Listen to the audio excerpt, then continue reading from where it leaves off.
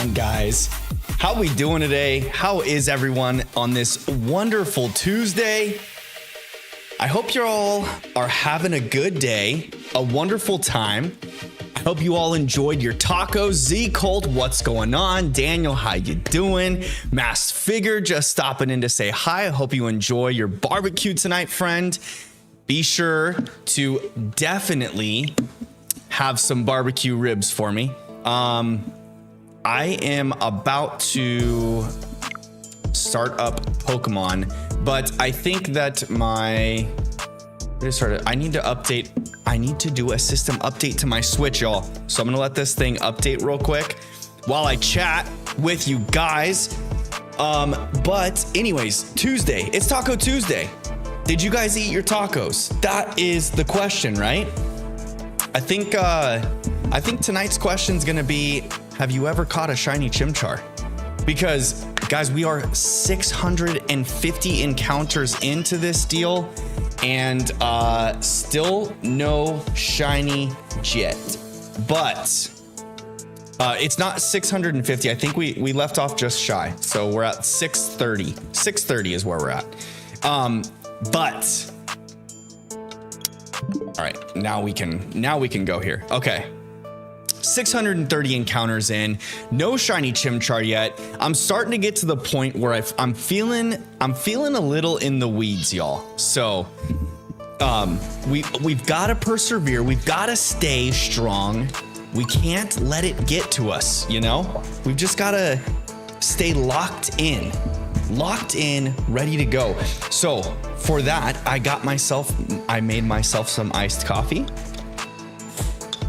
Ooh, it is so good too. I did a little bit of hazelnut creamer tonight. It did like the cold foam, you know? We've got this little frother in the kitchen that does the foaming for us. We'll get switched over here because I'm jumping into game so we can get this started, y'all. But anyways, the cold foam, the frother, oh, I'll tell you what, it is such a good purchase. If you don't have a frother, you need one. They do wonderful things. Masked Figure, thank you for the congrats on 121 subs. We are climbing slowly but surely every day. It does probably help that I dropped a couple new shorts this last weekend, reels, TikToks, wherever you want to watch them. They're online. And I'm pretty proud of these ones that I did this last weekend, y'all. It's actually one of them has the most views I've ever gotten on a video or anything on YouTube so far. So that's kind of cool. Broke the 4,500 mark. So that's exciting. We're making progress, making things happen. And then the second one. So I posted a short Sunday night. So normally I try to post them like in the mornings. I've noticed that usually the best time to post is like in the mornings on like a Friday leading into the weekend. If you're really trying to hit numbers. But I think for me so far, my community's small. We like it that way. My community's small right now. Nothing crazy, you know. Masked Figure asks the Ekans one. Yeah, that's the one that broke 4,500 views. The Ekans reel. But I posted one Sunday night just to kind of see what would happen, because I was thinking that, you know, on Sunday it seemed like that reel, the one before it that I posted on Friday morning, had kind of fizzled out. It was just kind of lulling about, you know.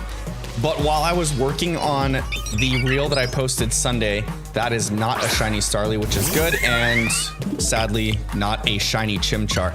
But the reel I was working on Sunday. So while working on the one that I posted Sunday afternoon, it kind of popped off and gained like another about 2,500 views in about like a 6-hour time span. So that was kind of cool. So I just dropped the reel as soon as I finished it because it was like 6 p.m. in the afternoon for me here. So it's like 9 o'clock East Coast time. So I was like, whatever, I'm just going to drop it. We're kind of on a momentum swing right now. Let's see what happens. So I did it, and it's the worst performing reel I've done so far on YouTube. But it's the one I'm most proud of. I feel like I did the most editing tricks to it that I've ever done. So that was kind of cool. But it's okay. We're good. And there's always the chance it can like catch in the algorithm, you know, at any point. The one before that, it was just staggering around like a couple hundred views until it took off to like 2,000. So we have a chance. We still have a chance. But anywho, oh, the encounter didn't go up. Did my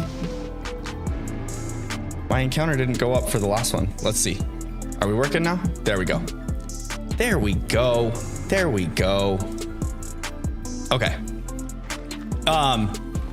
But anywho, I hope everyone's been having a good weekend. I'm glad you guys are all chatting amongst yourself as stream was starting up. Z Colt, I'm sad to hear that your Joy-Cons have not charged at all today. I hope that you have some quick charging ones, or maybe you have a direct line controller you can plug in. Saw that you were going to be playing some Pokemon Violet while eating pizza and watching the stream. Yes, Chimchar is who we want to pick. We need our pink little monkey, our little pink boy. That is what we need.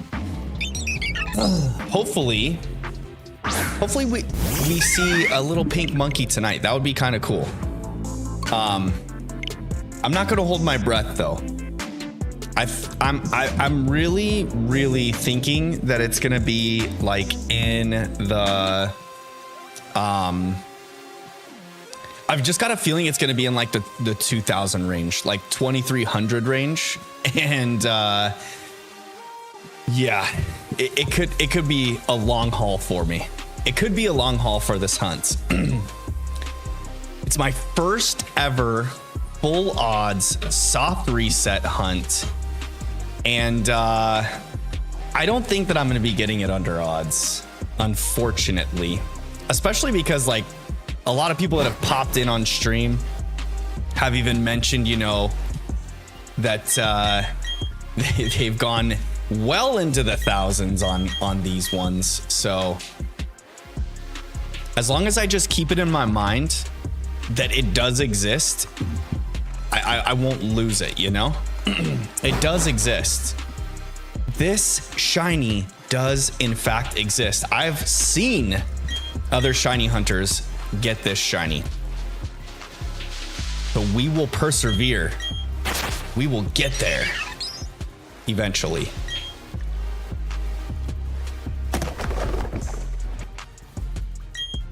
All right, let's pick the shiny Chimchar and see what happens. Daniel's phone stopped working, but we got you back. We're good to go. You probably didn't miss much. I was just rambling on and on in the beginning of stream anyways. No shiny there. Increase the counter. 633 encounters in. Is the music at a good volume for you guys right now? It's not like drowning out the talking, is it? I hope not. I hope not.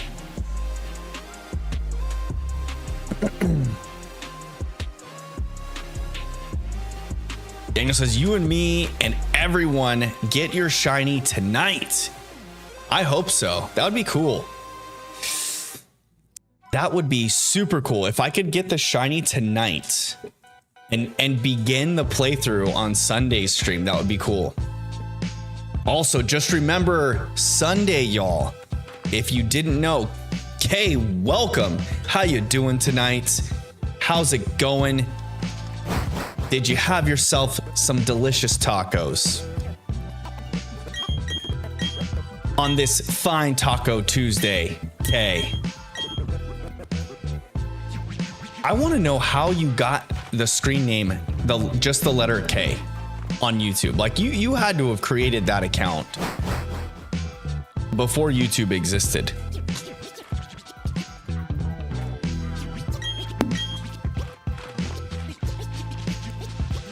Daniel's hunting Piplup at the same time. I hope you get the shiny well before I do. I hope you don't have to endure too many resets of shiny hunting this little one. Little Turtwig, welcome. How you doing tonight? Did you have yourself some tacos, little Turtwig? And by the way, Turtwig is my favorite starter of all of the starters. I love the name. Love the name, little Turtwig. Especially shiny Turtwig. Oh, it's so good. If I wasn't doing a full fire, or like a fire only playthrough for this playthrough, I would definitely be shiny hunting Turtwig this way. I would probably find more enjoyment in it too, because Chimchar and like the Chimchar line have never really been my cup of tea. TBH.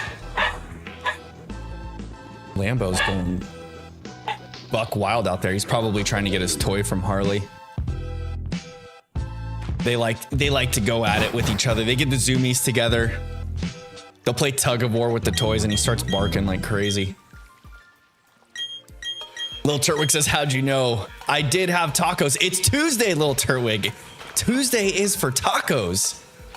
Tuesday is for tacos. Although I didn't have tacos tonight because I had tacos over the week. Well, we had Mexican food over the weekend, and we made tacos a couple times last week, having the kids with us, and they love when we make tacos for dinner. So we generally make tacos for dinner. Like, I think we're gonna have tacos tomorrow night when we get the kids back. So there's that.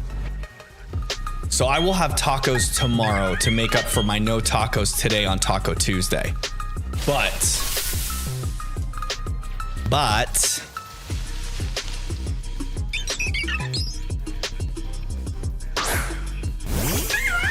ooh, no shiny there. No shiny there. We keep rolling, fam. We keep rolling. We will do this one way or another. I'm thinking also, okay, so I've the past few reels that I've done are shorts or TikToks. I've posted on all Instagram, TikTok, and YouTube, by the way. So if you follow me, or if you don't follow me, go follow me. You can follow me on all the different socials. It's fun. But yeah, so I think I'm going to post another one of my shiny hunting team next to kind of break things up a little. But I really want to incorporate Kay, just subscribe. Thank you for the subscription, my friend. I hope you enjoy. Welcome to the Fam Bam, Kay. What was I saying? Oh, I'm trying to think of a way to kind of incorporate maybe Chandler and or Aubrey into something. The only thing I worry about is like I really don't want to plaster them on the internet, so I don't know how I'm gonna do that yet because they're youngsters, but they watch all the reels that I've made and they're like super interested in it, and they really like watching YouTube, but I try to limit their time on YouTube because they go down rabbit holes sometimes, more so Chandler than Aubrey. But yeah, they've both been asking if they can do the guessing games like what Gina did, because they want me to make videos with them in it, and I'm a little hesitant to do so. But I'm trying to think of a cool way to like incorporate the kids into a video. Maybe we'll see. Maybe I'll just like attach a smiley face emoji on them or something. The internet can be a strange place, y'all. You got to be careful out there. It can be a wicked place.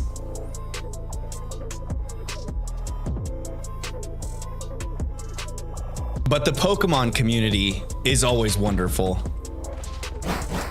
We love the Pokemon community.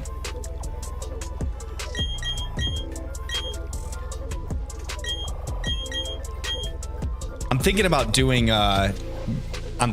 like maybe a shiny hunting race with Chandler, because he's never shiny hunted before, and with the fact that Scarlet and Violet have made it so easy to shiny hunt, I think I might try and teach him how to in Scarlet and Violet. He's like getting to a point. He's gonna be in second grade this next school year, so he'll be 8 in December. He's 7 now, and I think he's getting to a point where he can like, he's starting to progress more into the games too, you know? Like he's not just getting hard stuck at like the 4th gym or the 3rd gym and not being able to pass it. So it might be time to bring him into the shiny hunting side of Pokemon. I think that'd be exciting to get him in it. If I can complete my playthrough of Scarlet, which I still have not done yet, get a shiny charm on it, I can set him up and maybe we do a Union Circle. Lil Turtwig says shiny in the next 10 attempts. Yo, I hope so. That would be awesome. Let's see it. So that would be by 6:47. So before 6:47, if this shiny turns up before then, Lil Turtwig, when I complete this playthrough, I will trade you the shiny Infernape that I complete it with. He'll be ribboned out and everything. The Odd Bro says, I know one guy who did this hunt for weeks, but then made the fatal mistake of doing one single soft reset off stream and he got the shiny. Yo, honestly, I've thought about doing soft resets off stream to kind of like speed up the process, but I'm so worried about the shiny appearing when I'm doing it off stream, and I don't want to just record myself doing it and then like post it for you guys. I feel like it's like cheating, you know? The whole point of tuning into the live streams is to experience the shiny with me, and for me to experience it with y'all, you know, like it's keeping me on the train tracks of hunting this Pokemon. Because I'm gonna be quite honest with you. If I wasn't streaming this, I probably wouldn't be doing this hunt. I don't think I would have even attempted this hunt. But because I'm streaming it and I'm committed to you guys, I'm in it to win it, baby. We are going to get this shiny Chimchar, and I'm gonna complete this shiny fire only playthrough of Shining Pearl. Lil Turtwig says, I play Pokemon Go and I have a shiny Staraptor. Yo, shiny Staraptor's a good one. I always liked the Starly line. The whole Starly line is just a good line. And then they get the Intimidate ability. So like when you're playing normal playthroughs of this game, Intimidate is such a good ability. So good.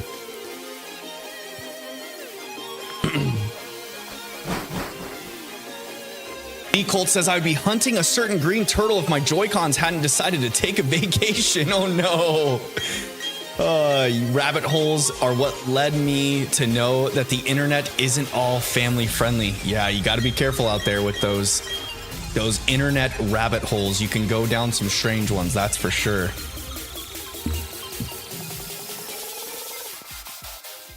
Guys, as is with all the past recent streams, I am streaming in vertical format as well as normal format. So if you are wondering or curious as to who I'm talking to on another chat that you're not seeing the messages, it's because I have 2 chats going on at the same time in 2 different streams. They're both on YouTube though.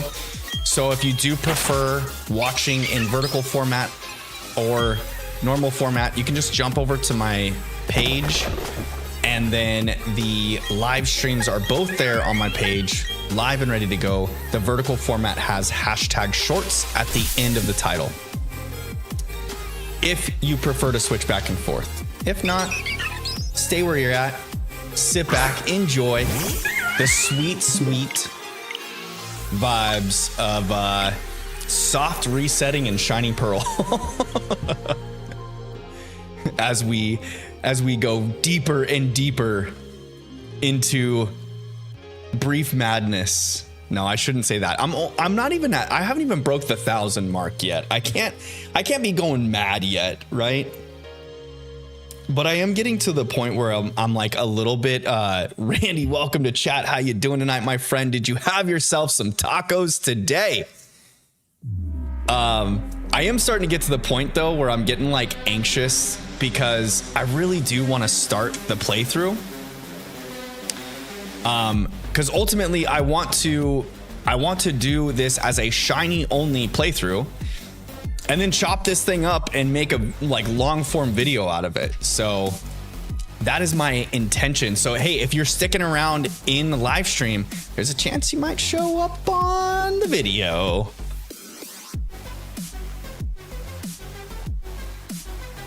D-Colt says humans are just bone mechs piloted by brains with meat armor. Yo, that's a fact, Jack. All right. Into the lake we go.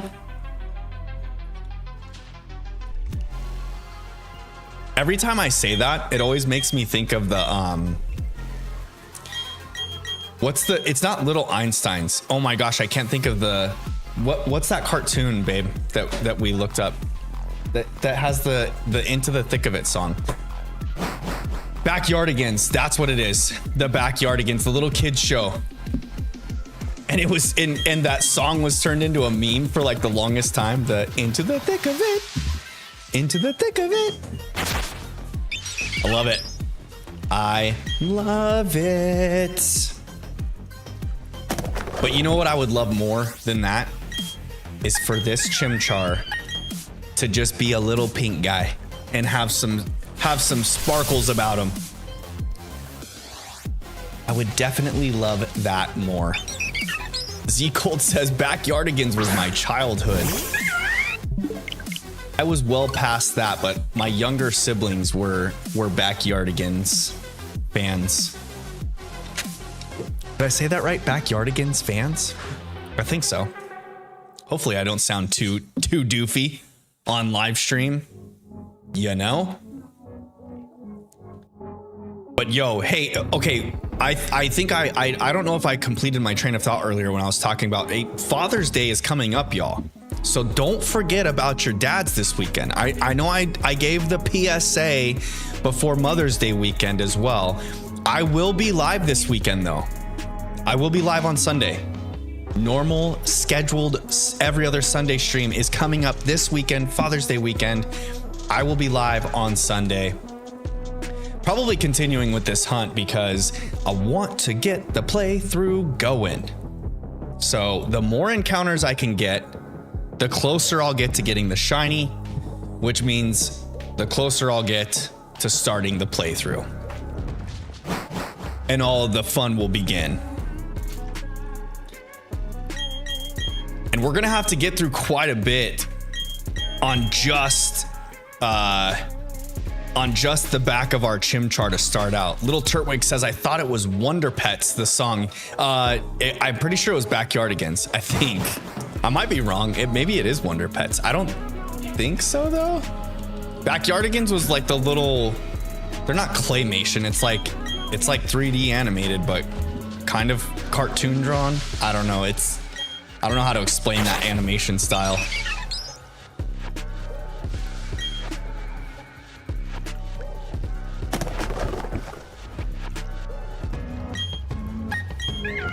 Okay, Chimchar, be pink. Hey asks, how do you say Arceus? I say Arceus. I know there's friends of mine that say Arceus. I say Arceus.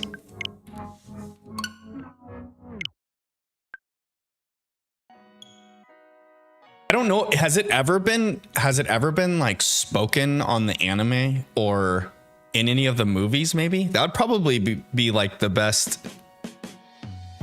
way to plan it out. But I've always said Arceus, and for the majority of like people I follow on YouTube or online that I've heard say it, I think say Arceus as well. Or maybe I'm just wanting it to be that way because that's how I say it. That could be the thing. Daniel says, I was getting happy. I was sad, but I hope my phone gets fixed. Yo, I hope your phone gets fixed too. How did it break?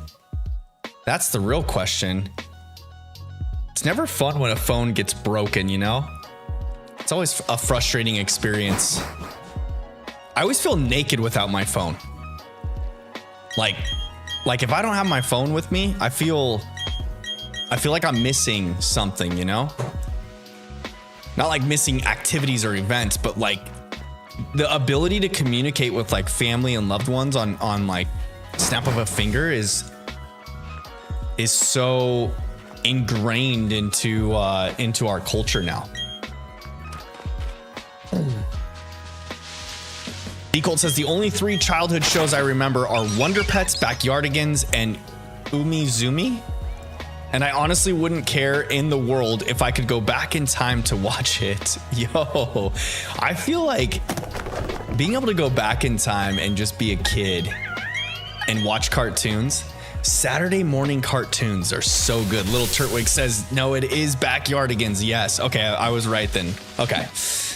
I was starting to second guess myself, thinking like, okay, maybe I did mix it up and not say the right cartoon, because that would not be fun.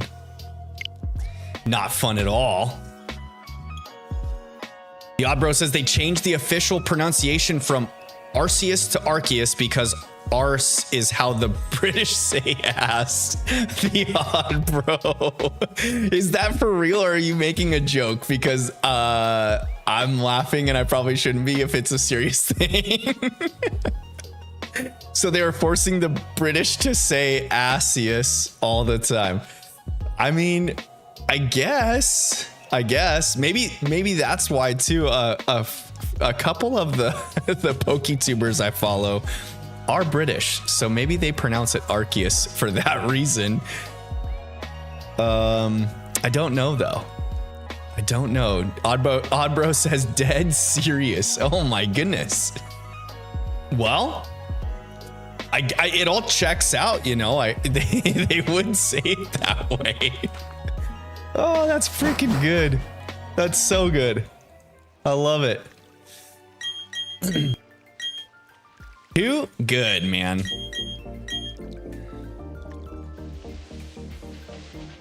I had it in my mind that if I could get through this shiny only playthrough, that maybe I would do a Nuzlocke of this game at some point and utilize Turtwig as my starter, because, you know, Turtwig's my boy and all. But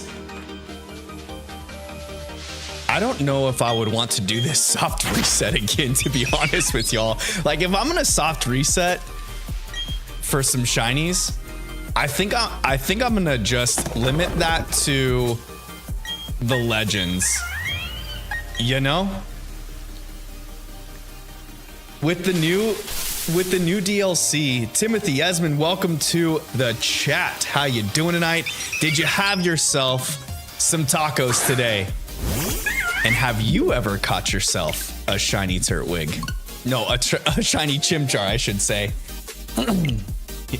Timothy asks, what game is this? It is Shining Pearl. Shining Pearl, my friend. Yes, little Turtwig got it right.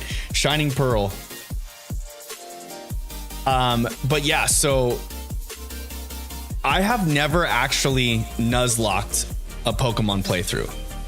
So my bucket list, I feel like I've got to do a Nuzlocke on stream sometime soon. But getting through this soft reset makes me kind of second guess if I will ever Nuzlocke this game, or maybe I'll just Nuzlocke it and not do a shiny only Nuzlocke. You know? Timothy Esmond says, only in Pokemon Go. You're only playing Pokemon Go. Okay, that's all right. You can still hang out and enjoy the vibes. We're soft resetting for a shiny Chimchar in this game. Or you're saying you only have a shiny Chimchar in Pokemon Go. I got it. I put 2 and 2 together and got 4. We got there, family. Yeah, so the whole point is to get the shiny Chimchar so that we can start our playthrough with shiny only fire types of Shining Pearl. Connor Barrett, welcome to the chat. How you doing tonight, my friend? I hope you are enjoying your wonderful Tuesday. And let me know, what kind of tacos did you have on this wonderful Taco Tuesday, Connor? I need to know. I need to know the variety that you are bringing to the chat.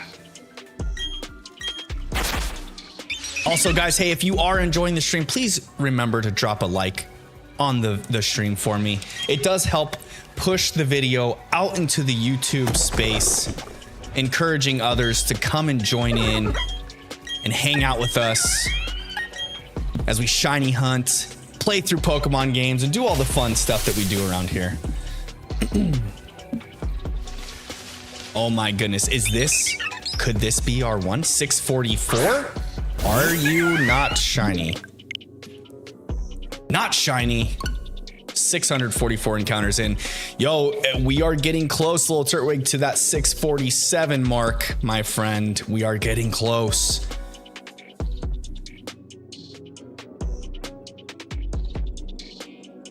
Timothy says, I should have said I apologize. I have cow brain tacos with onion, cilantro, and verde sauce. Yo, those sound delicious. I've never actually had brain. I've had tongue a couple different times. Lingua is so good when it's cooked correctly. Lingua can be awesome. If it's not cooked good, it's a little, it's a little tough. I think that's when it gets overcooked that it becomes tough like that. But yeah, those sound like some bomb tacos, Timothy. I do love me some good tacos, man. I'll tell you what. Didn't have tacos tonight, but I'm gonna be making tacos tomorrow for the fam bam. So we will do our tacos tamale. Ultrawick says, did I say 647? I meant 747. Yo, 100 more encounters in. I want you to stick to your guns for me, Turtwig. We need this guy now. But hey, 747 would still be a good number for sure. It'd be well under odds. Our odds in this game are 1 in 496. So as long as we're under the 4,000 mark, I think we should be okay, I hope. The thing is we're only going to get 4 encounters in this playthrough, because there's only technically 4 fire Pokemon available to us before the Elite Four, before you open up the National Dex. That being Turtwig, Ponyta, Magby, and Houndoom. So we will shiny hunt them all. The other ones will go much quicker because the encounters will happen faster. I've timed myself a couple times and I've realized that it's about 2.5 to 3 minutes per encounter for this stinking Chimchar. So yeah, we are not at the fastest pace. Connor says, do I play Pokemon Scarlet? I do. I have Pokemon Scarlet and Pokemon Violet, and I've streamed shiny hunting in Violet because I've got Violet already completed, Shiny Charm, all the charms actually. So yeah, mostly I play Violet. I've got a playthrough of Scarlet going on right now that I'm trying to get to the completion of so that I can get the final 2 Paradox Pokemon with my OT. And yeah, but I'm just kind of doing like a burn through of the game. I got to the point where I'm about to start the end game of Scarlet, like before you go into Area 0, and decided that I want to have the Shiny Charm in Scarlet as well. And my Pokemon home isn't like super organized, so I was like, you know what, I'm just gonna take this time. I'll be able to get through it pretty quickly and just like catch everything, right? And that way I can organize them in my boxes and then just transfer them over to Pokemon Home so that I have like all of my boxes neatly organized with all of Gen 9. That way, if I do ever restart a playthrough, I can just easily transfer them over. Well, I got myself into a little bit of a predicament. Now I'm so deep into it that I've still got like 80 to 100 more to catch, but I have spent hours just going back and like catching all of the Pokemon. And I should have just continued on, but I've got that completionist mentality to where like when I get started on a task, I've just got to complete it, you know? It's got to get done now. So I'm stuck in it now. Little Turtwig says, Turtwig, the fire type. I should draw that, to be honest. Yo, I've seen some pretty cool Fakemon drawings of Turtwig with different types. And the fire one, the fire variation that I saw it like a couple months back online, and it was really, really cool. They did it like to where he was kind of like magma crusted, not Magmar. Magmar's the Pokemon. But yeah, magma crusted and whatnot. And he's got like the lava coming through his shell, and it was super cool theme. I didn't save the picture though. Unfortunately, I should have. So I could like keep it safe and hidden, you know? But also, I don't like to just like, I'm not gonna like repost other artists' stuff. And I don't know if I don't remember if I found it on Twitter or not, because generally on like Twitter, I'll just reshare their stuff. Make it cool to where like they're already there, you know? But yeah, it was a super cool one. Super cool one. Timothy Esmond says, too bad you can't have a save state to take you to the starter choice screen. Yeah, that's it. Where I'm saved at right now is the closest I can get to it before this cutscene goes through, and then you pick your starter for the game. So I've gotten it to the point that I can get it to make it as quick as possible. So we are just rolling with it. This is 6:47 here, little Turtwig. Let's see if we get it. Can we get our shiny little monkey?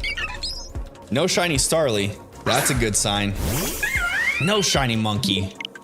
Unfortunate. I was really pulling for it. Really hoping for that one to be the one. Connor Barrett says, I have a shiny Kyogre in Pokemon Go. Yo. That is a snag and a half. Kyogre shiny is really good. I like Kyogre and Groudon's shinies. Those are some good legendary shinies. Actually, all of Gen 3's legendaries shiny are like top tier. You know how sometimes you get like shinies for legendaries and you're just kind of like let down? Like, no offense. Palkia and Dialga probably have some of my least favorite shiny variants when it comes to legendaries. Like the green on Dialga just doesn't do it for me. And then Palkia, he's just like more pink, I guess. Like I don't know. They missed the mark on those ones. Arceus is pretty cool, shiny, but I mean, come on, right? You gotta do better, Game Freak. D-Colt says, the one memory with a DS I have is jamming a Finding Nemo game into it and it died. Oh no. A Finding Nemo game. That would be fun. I love watching the Finding Nemo and Finding Dory movies. Pretty much all of Pixar stuff is gold. I think Inside Out, or it's Inside Out, yeah, with the emotions, right? Yeah, Inside Out 2, I believe, comes out this weekend. Maybe try and take the kiddos to see that movie next week when we get them back. That would be cool. I haven't done a movie day in a little while. I love going to the movie theaters and just that movie theater popcorn, you know? Oh my goodness. There's not much better than movie theater popcorn, y'all. And then you like mix in your candy of choice into the popcorn.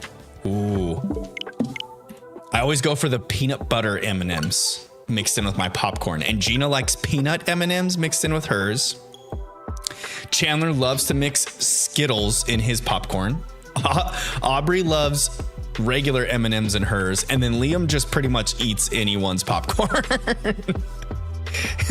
Then baby Isla, she's not really a popcorn gal yet. She hasn't gotten to that point. She's only got 2 teeth, so we gotta let her catch up to the pack still.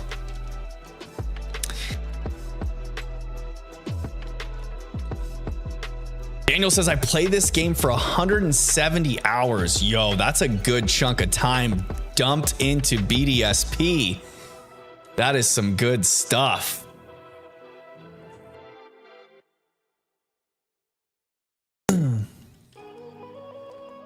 Old Turwick says, I also have a shiny Ambipom in Pokemon Go. Yo, the shinies I hear in Pokemon Go, like when they do their community days, it just makes it super easy to shiny hunt, right? I've never actually played, I've played Pokemon Go, but I've like touched it, and that's about it, and didn't really get into it. But I know a lot of people are really into that game, that's for sure. And it seems like shiny hunting, like a lot of the shiny hunting community shiny hunts in Pokemon Go a lot. Like they do all their shiny hunting in games, and then they do shiny hunts in Pokemon Go as well. And I always see people posting like their Pokemon Go hauls from community days, and they've just got like a dozen of whatever Pokemon was featured that day.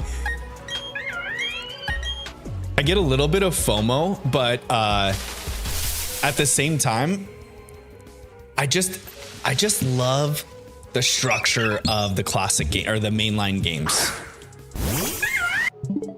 And then getting through a playthrough or a shiny hunt is super satisfying to me. So we're just gonna keep to the mainline games around here.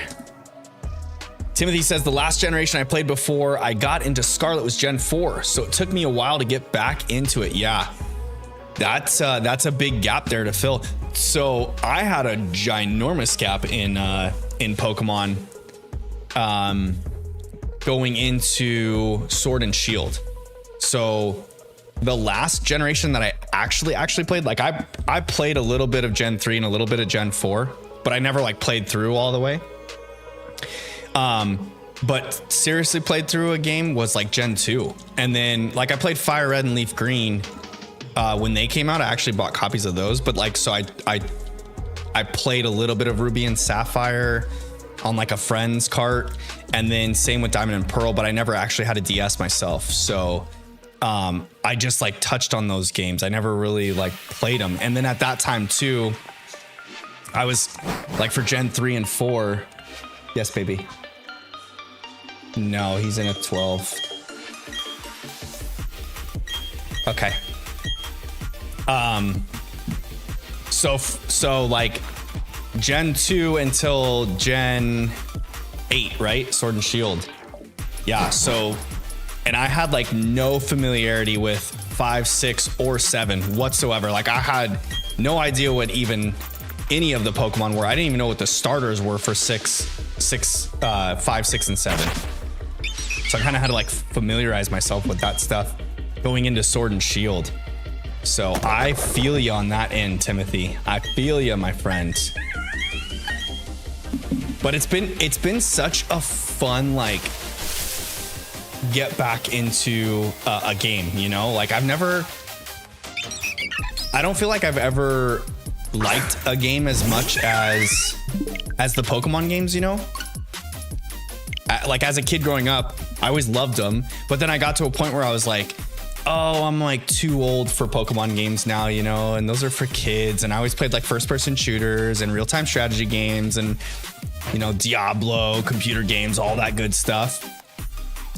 But when Sword and Shield came out and I bought my Switch and got into Sword and Shield, I was just like, oh my gosh, why did I not play these for so long? And I got in and I got hooked and it was on. And I haven't looked back. And then when Scarlet and Violet came out, I just dove into the deep end, y'all. The shiny hunting, the VGC following, everything came on with that.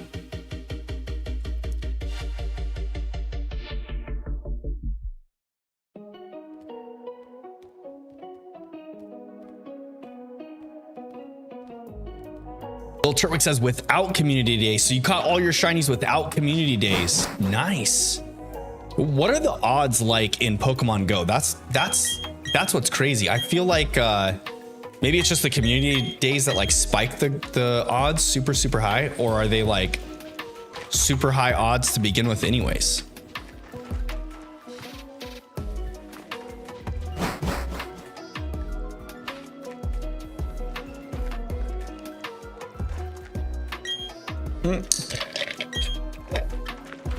Coffee is done. Uh-oh.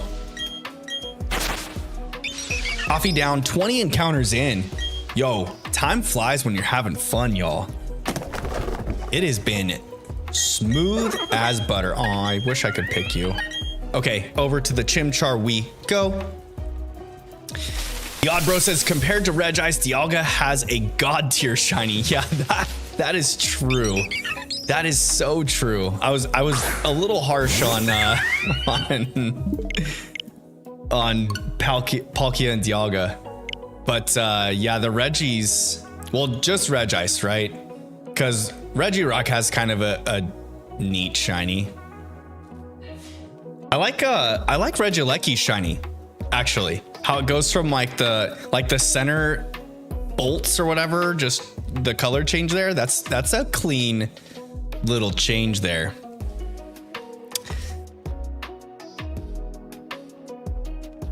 Timothy says, playing Pokemon Red in the back seat of the car, holding up the Game Boy to see from the headlights behind you. The memories, yo, for real. Oh man, I remember before I found out like what those wormlights were, you know, where you had like, well, for one, I had like a screen light for my Game Boy Color, and then I found out like the wormlights were a thing. But I remember taking a flashlight and like having a flashlight with me on car rides for the evenings to be able to play Pokemon in the back seat of the car. And I remember my parents like, Casey, turn the light off. I can't see out the rear view mirror. Oh man. Like have to hold it up, like hold it under your shirt a little bit to just get the glare so you can kind of see what's going on. Oh man.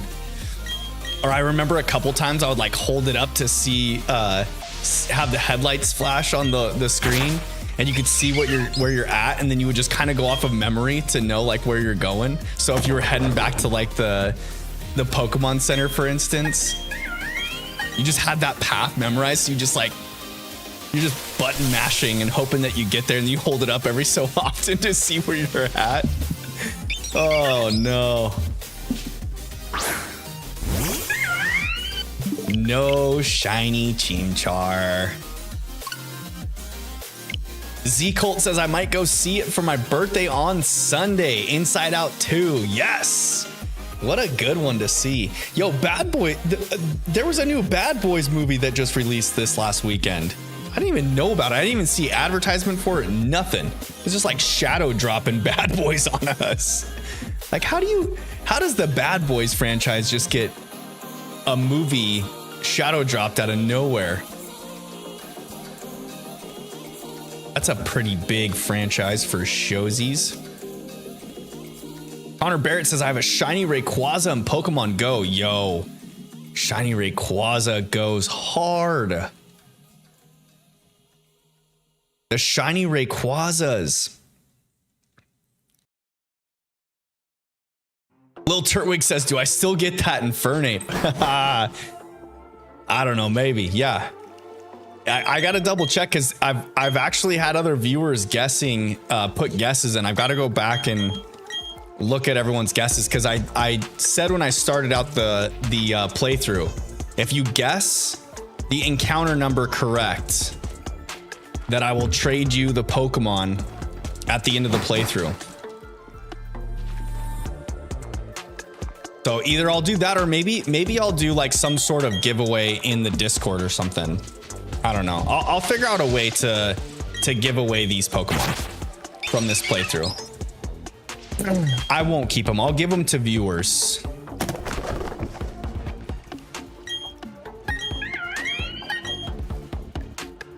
That will be a fun thing to do. And then two, the naming theme for this one is gonna be sweet. Can't wait to start naming all these little guys, because I'm naming them after, well, not little guys. I guess this is the only little guy, but naming them after the TMNT, y'all. Name them after the turtles. We got four. We got 4 encounters, 4 turtles. I named the rival our rival Barry Shredder just for this playthrough, y'all. I'm super stoked about it. Timothy says, it was nice chatting with you, sir. I'm subscribed, so I'll catch you around, my friend. Hey, thank you for stopping in, Timothy. I appreciate you and your subscription. I hope you have a great evening, my friend, and we'll see you on the next one for sure.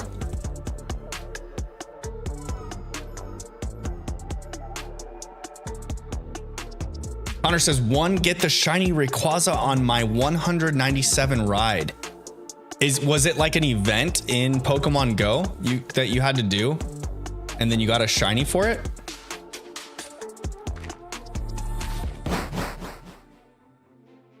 Lil Turtwig, thank you for the subscription. I appreciate it, my friend. And Cherry on Fire for Chimchar is a great name, but I'm going to be naming these Pokemon after the Teenage Mutant Ninja Turtles. So Chimchar's already got the name Mikey designated for him. He will be named Mikey. Mikey for the Chimchar, who will end up being Infernape. We've got Ponyta, as I think Ponyta will be the second encounter, either Ponyta or Houndoom, because I can't remember if you get to that the Ponyta encounter before or after you get access to the underground. But when you get access to the underground, Houndoom is in the underground right away. So Ponyta will be Donnie, Houndoom will be Leo, and then after the 4th or 5th gym badge, you get, in Shining Pearl specifically, you get Magby spawns in the underground. It's after the 4th or 5th one, something like that. Well, Turtwig says Master Splinter.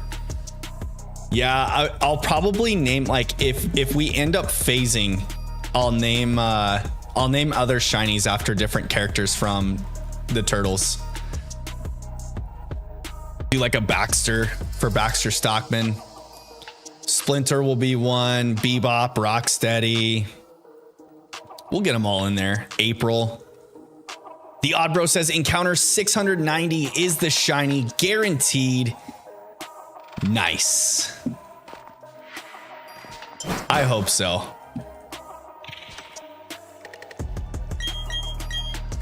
Hunter Bear says Mega Rayquaza Ride Day. Yo, they have some pretty cool events in Pokemon Go. I'm not gonna lie. They had an event where you like ride Rayquaza and battle on top of him or something. I need an explanation of this event, because this sounds super epic and I'm kind of sad that I missed it.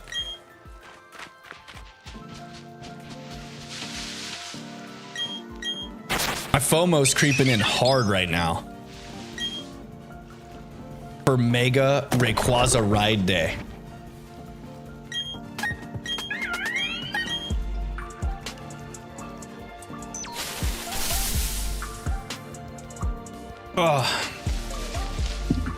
What's y'all's favorite shiny legendary? If we're talking Rayquaza, it's pretty up there on the shiny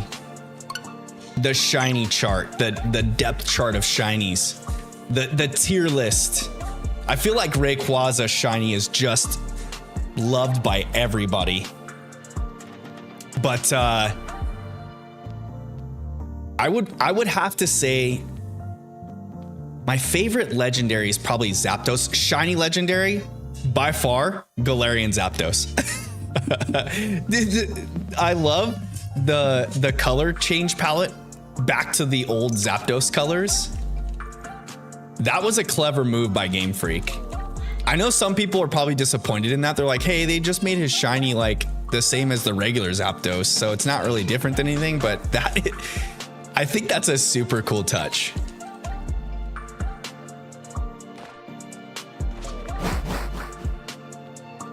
Little Turtwig says Galarian Moltres. Yo, that's a good one. For sure.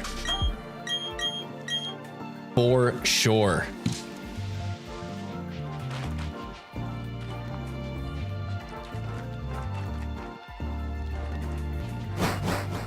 Mewtwo's got a pretty good shiny. The green instead of the purple.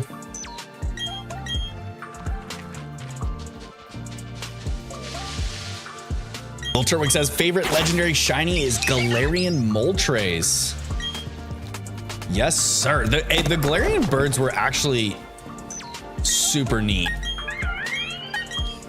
I was so glad that they did that in what are you doing, Isla? She's trying to get out here into the den. I thought that was a super cool touch. The regional birds for the legendaries in the DLC. That was so cool. I really hope that they do something like that again. I know that like we got the paradox forms of the legendary beasts, I guess, or cats or whatever you want to call them. Basically Suicune, Raikou, and Entei. You know, in the way of gouging fire, walking wake, and raging bolt. Those are the three. But I do hope that they come up with like, I really like the regional form thing.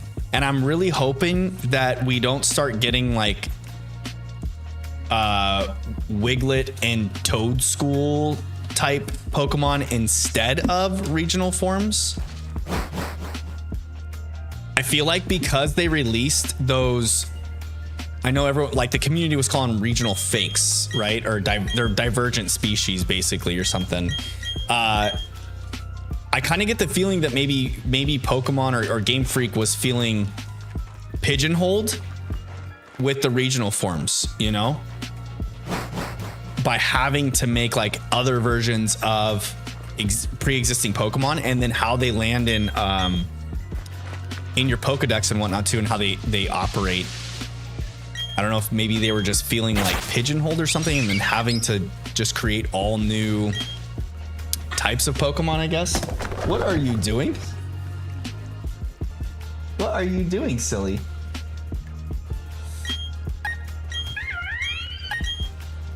I've got a baby right behind me. No, you can just see the top of her forehead in the camera.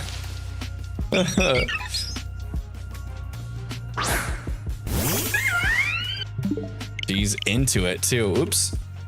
I just went down an encounter. There we go. Now we're at the right count. 658 and going strong. Connor Barrett says you battle Mega Rayquaza in a ride. If you beat it, you get it and it can be shiny. Yo, that sounds pretty sweet.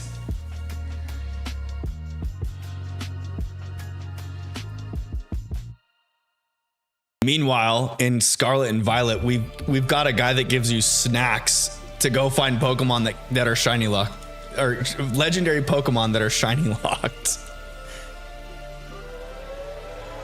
And over in Pokemon Go, Niantic's doing sweet events like riding Mega Rayquaza. Uh-oh. No.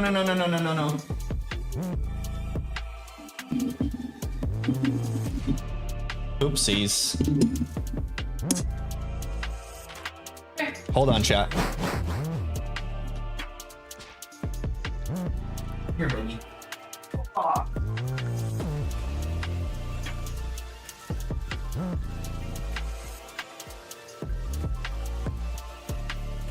right, we back. Had to make sure the little munchkin didn't knock over the Wi-Fi router while she was at it. Little Isla Bean, my little cutie pie.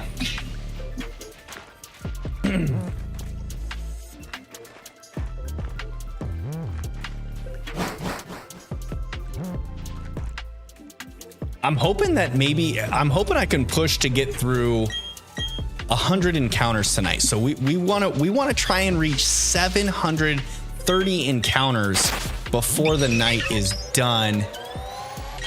How far into stream am I? Oops, wrong one. I'm not even paying attention to what I'm clicking right now. No, we want that one.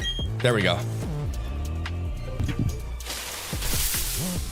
The Odd Bro says, I love how Game Freak couldn't find a better way to incorporate the legendaries. So they were like, I don't know, maybe snacks. Yeah, for real, right? Like who was in the roundtable meeting for that decision? That's what I want to know. Who decided that snacks were going to be the best way to go about that? Like, come on.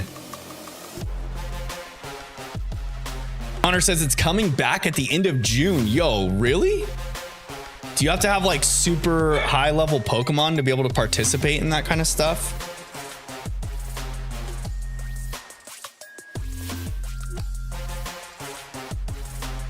I would play Pokemon Go just to be able to participate in an event like that.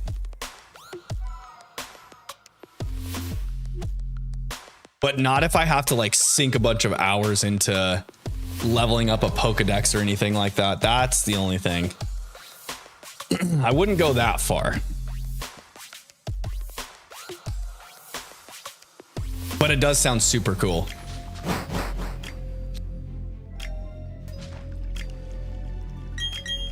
Oh, Rowan and Dawn. You little cutie patooties. You get to buy it. So you buy the event. Yo. Does that bother anybody? The like Pokemon Go pay system? I hear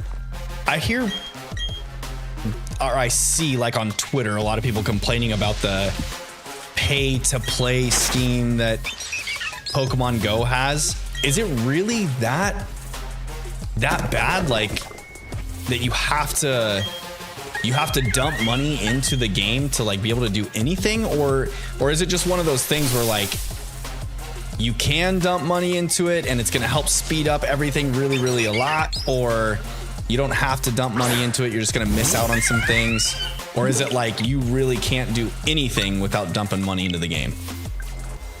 Because if you're going to make a like pay as you go service or a free to play game and advertise it as a free to play game, but like it definitely be, you have to purchase things to get things, that's kind of frustrating.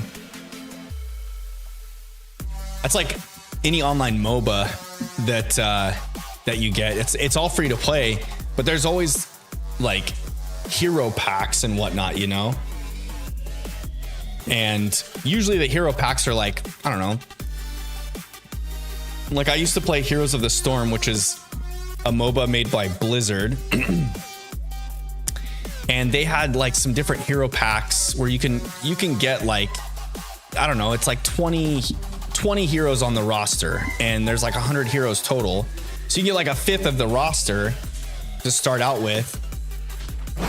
And it was like, I think $35 or so. So if you really put it into the scheme of things, or like the perspective, you're gonna buy a $60 game anyways to play it, or on a free to play, you can like choose to purchase, you know, speed ups and whatnot. I think that that's okay. And especially like continued service games like that, like MOBAs, for instance, or like online, any types of online games that have, you know, battle passes and things like that. I feel like that's a cool way to give your community extra things, skins, whatever you want to give them. And then it helps continue your game development. Like, I don't know. Sometimes I feel like the internet just gets too whiny, in my opinion. No shiny there. Connor Barrett says no. Know that it's not pay to play.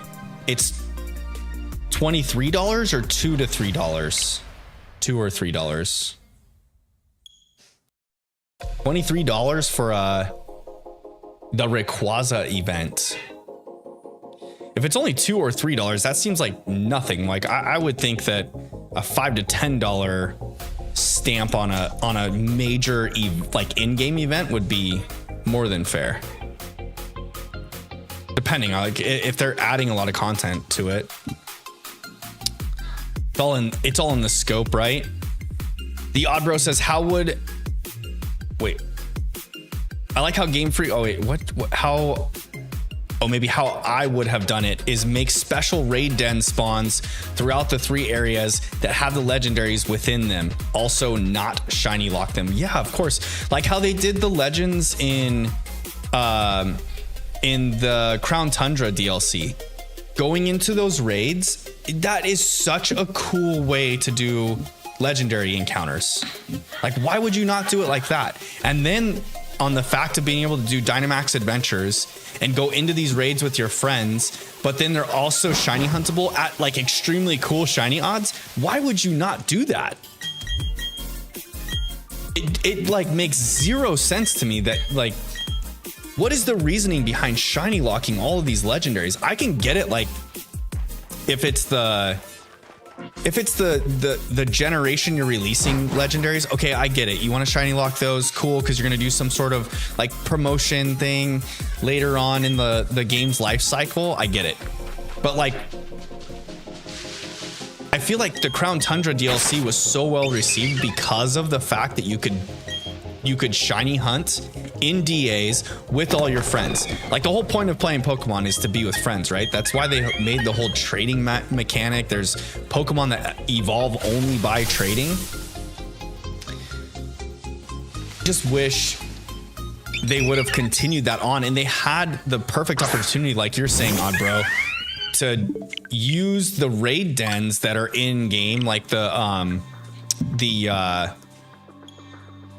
oh my gosh, what's it called? Terrestrial dens, and make like, I don't know, make them 7-star raids with friends, you know, or the ability to bring in other players and then increase their shiny odds when you find them in the dens or something, or I don't know, still incorporate an NPC to give you the specific dens somehow and make a points-based system like the battle points that you do to get your snacks. But I don't know. I haven't even done the Snacksworth quests because it's so dumb. Like, what is the point? I'm just gonna go do DAs for legendary Pokemon if I want them. You know, I would rather play through another playthrough of Sword or Shield to go get a legendary in a DA than do the Snacksworth quests. To be honest. D Colt says, I'm back. What I missed? Nothing yet. Just some good old fashioned Pokemon discussions of favorite legendaries, favorite shiny legendaries.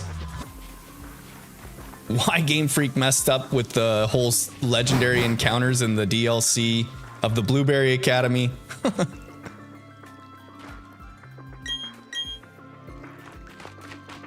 Give me $15, so Tim's? What is Tim's? I'm not sure what you meant by Tim's, Connor. $15 still isn't like terrible depending on what all they include in the content. Like if you're gonna get a shiny legendary plus some other stuff, I could see 15 being worth it.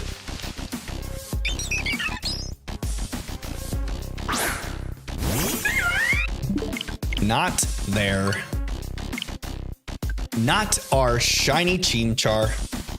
Chimchar. Yo guys, if it happens tonight, I'm gonna be so stoked. We get to start our playthrough. We're gonna have to get through like, I think it's 3 badges with just Chimchar. Well, he'll be Monferno.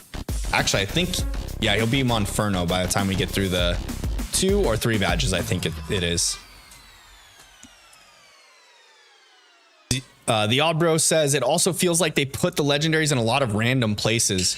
Yeah, they kind of just toss them all around the map, you know. But they did they put some of like the water ones in the water. That was kind of cool. Z Colt says, I'll be back. My phone's gonna die. Better grab that charger, my friend. Better grab that charger. They put the Lottie twins on tiny beaches for some reason. Did they really? Like I said, I haven't even done the Snacksworth quests. I just don't find it appealing at all. Oh, sometimes it can be $15 sometimes for the events. Okay. Depending on the content that's involved though in that, like, I don't know. Like most games battle passes are what, like $30 for the month's battle pass for like online battling games? What are you going to get out of those? Like a lot of times the content in some battle passes are junk. So if you compare that, if you compare like a raid event like the Mega Rayquaza thing to something like that, $15 seems like a no-brainer. As long as there's like, if it's Mega Rayquaza plus like, I don't know, maybe you get some in-game bonuses and stuff with it too, that makes it worth it. And if you love the game, why not throw money at the developers and whatnot? Keep the game going, you know? Jan LeBoy, welcome to the chat. How you doing, my friend? I hope you're having a good evening, a wonderful Taco Tuesday. Jan, remind me, you're the one that doesn't like tacos, am I correct?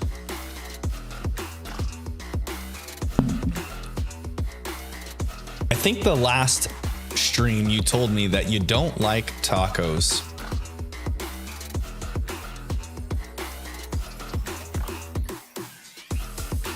Let's get this shiny. 664. We're going on 665 here. I think the odd bro said 690. That would be a nice one to get it at. That's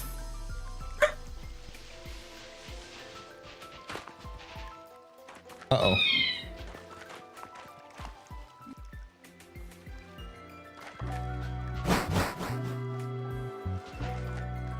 Dropping the sparkles in the chat, Jan LeBoy. I appreciate it. I hope we get this wonderful pink monkey.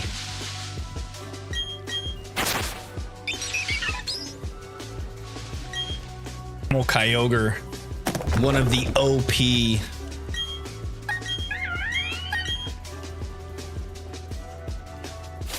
You guys think that they'll bring the primals back for Legend ZA?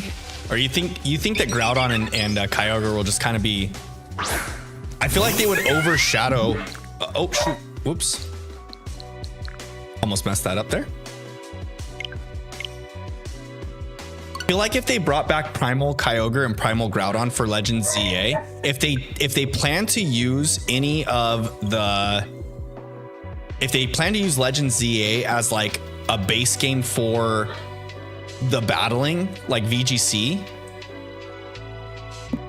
I feel like the primals could cause some problems, balance problems.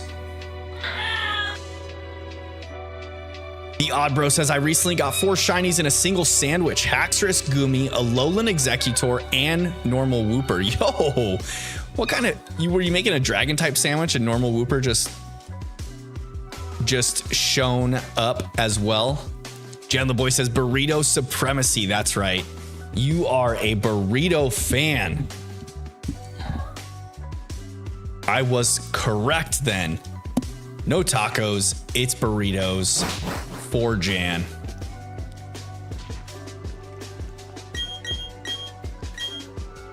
Okay. I think I'm gonna put on some more chill beats instead of, there we go.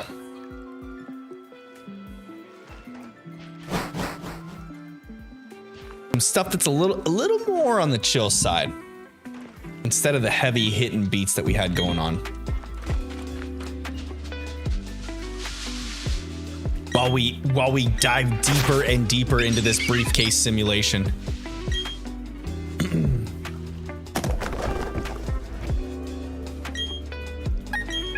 Let's go. Chimchar, clap, clap, clap, clap, clap. Be the pink monkey, clap, clap, clap, clap, clap. The Odd Bro says the primal forms and Mega Rayquaza are too tied to the Hoenn region.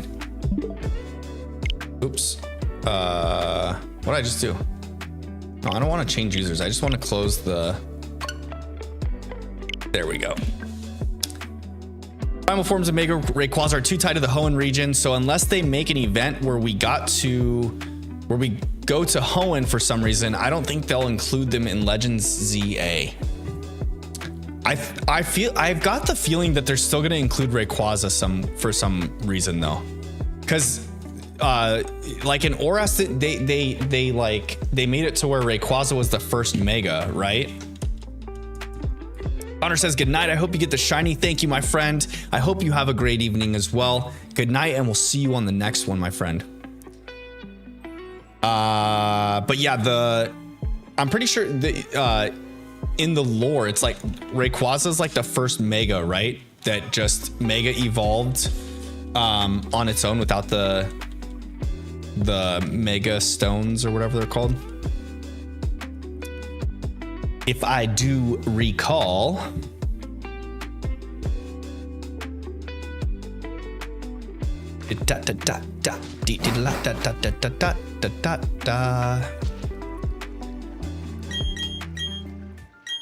All right, Rowan and Dawn. Show me something good. Leave me the little pink monkey, Rowan. Leave me the pink monkey. I know you wanna. I know you wanna. I know you wanna just leave the little pink monkey.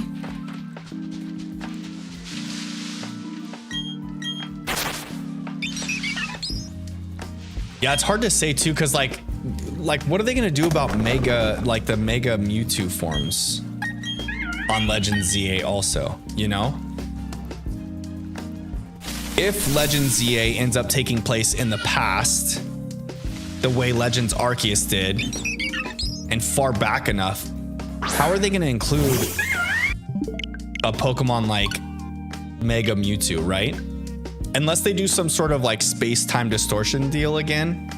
I guess they could do something like with that and make him appear still. Gosh, use your words correctly, Casey. Little Turtwig says, I just went to eat and now I'm back. Welcome back, my friend. Welcome back. I hope your meal was tasty, or snack, or whatever you had. What did you have? Ganla Boy says, Mega Mew? Question mark. Oh, did I say Mew instead of Mewtwo? I meant Mega Mewtwo.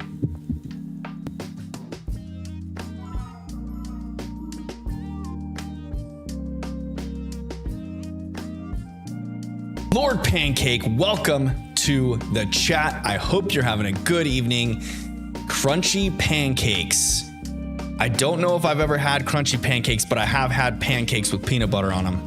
And I'll tell you what, I am a smooth peanut butter fiend, not a crunchy peanut butter fiend. Little Turtwig says, I had pork chops. Yum. Pork chops are so good. Gina made us some dynamite fish tonight. It was so good. Oh, Janla Boy saying, no, what if Mega Mew? What if we get a Mega Mew? That would be kind of fun, right? I wouldn't put it past them to like bring in another. The only thing is like, do they have precedence of another mythical getting something like that though? Can't think of any off the top of my head. I've like, I guess if they're gonna do it with one of them and start the mythicals into getting mega forms or Dynamax or whatever the gimmick's gonna be, why not start with Mew, right? They could do it. They pretty much do whatever they want. Lil Turtwig says it's just Mew playing with bubbles. He's just out here making psychic bubbles on his own.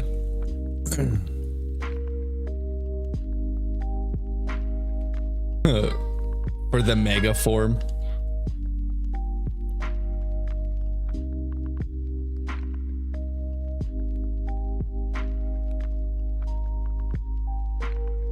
I don't know if my A button is gonna make it through this hunt. The amount of times I've mashed this thing, it's still holding up strong though. Like it still has the, I don't know if you can see it on there, but let me see. Can I hold it up to the camera? Oh, there we go. No light reflection. There's no smudges on it, you know? It's still in there. The A is fully intact. It's not like wiping away or anything, so that's good. We've got some nice stuff going on there. It's still solid.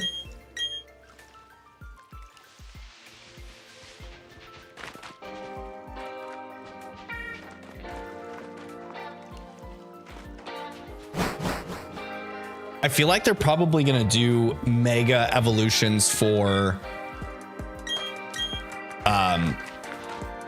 the original starters, since they didn't get them, you know, like the Gen 3 starters got them in Oras, but the Gen 6 starters did not get them. Oops. So I wonder if they'll give us mega evolutions for the Gen 6 starters.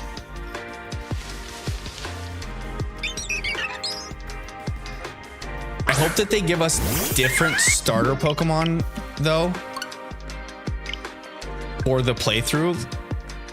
Like I hope they go off of like the same style as Legends Arceus and oh, excuse me. I hope they go off of like the Legends Arceus style and give us a set of starters pulling from existing starters, and then maybe give them regional forms, you know, and then on their final evolution, just like they did. But then give us the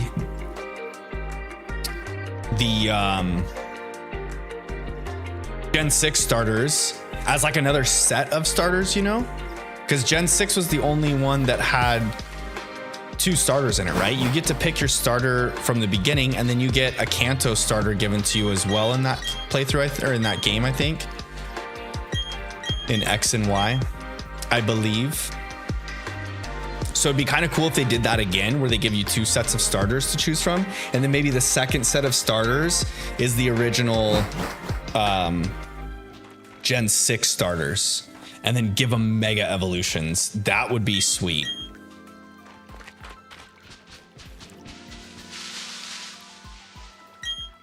The Kalos starters. Lil Turtwig says they should make a mega Dragonite. They really should. Dragonite's the OG pseudo, and he's like the only one that hasn't gotten love. I mean, you figure, okay, Dragapult still hasn't either, but it's still a pretty new pseudo. And then Baxcalibur was just in this gen that was released. But besides that, like every other pseudo has gotten some sort of love throughout the existence of Pokemon games, you know?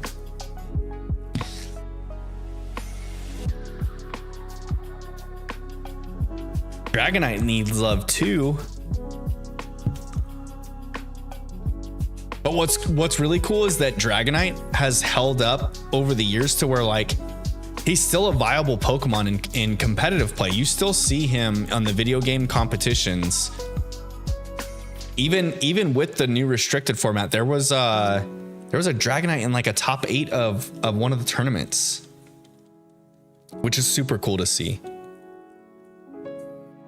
He's held up over the years.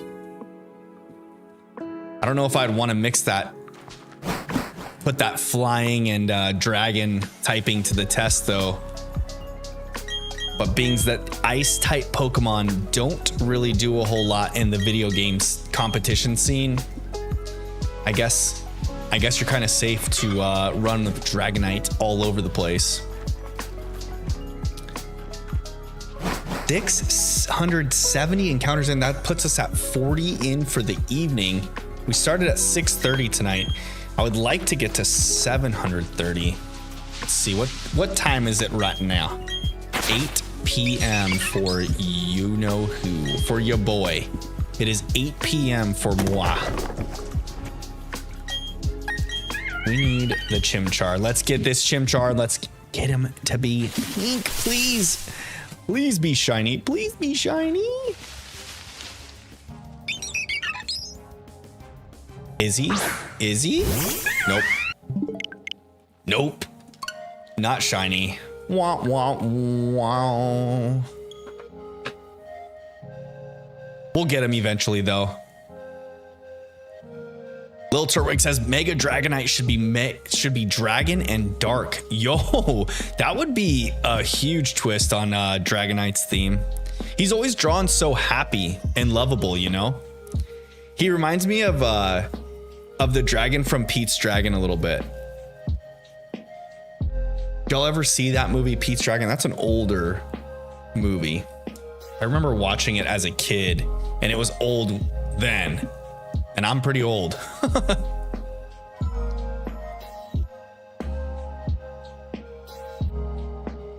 Pete's Dragon. I think the dragon's name was Elliot. That was a movie I remember watching as a youngster. And the dragon in that movie is animated, and the movie's all live action. But he's just like a lovable, lumbering dragon, you know? And Dragonite always reminds me of that dragon. He's just like a super lovable, caring looking dragon, you know? He's not one of those mean, ferocious looking ones, but you still wouldn't mess with a Dragonite. Like, you know, if shit hits the fan, Dragonite is going buck nasty. Like, he's gonna do work. He's gonna put in some work, you know?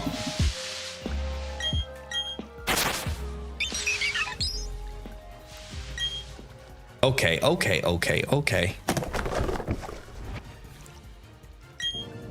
Which one do you want? We want the Chimchar, of course.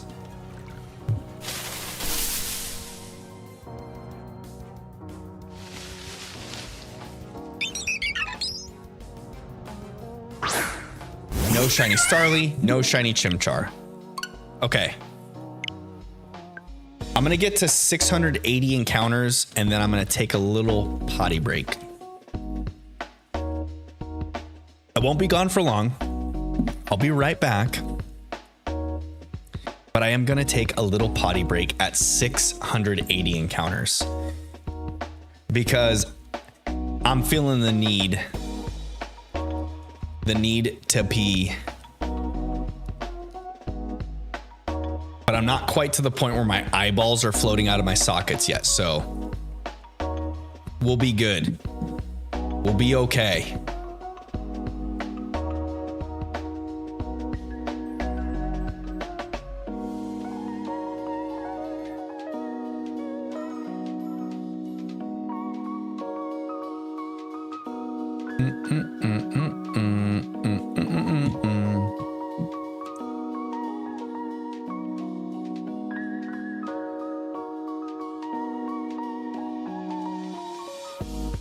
All right, in we go. Start the cutscene. Gotta try and get these encounters as quickly as possible so we can keep things rolling right along.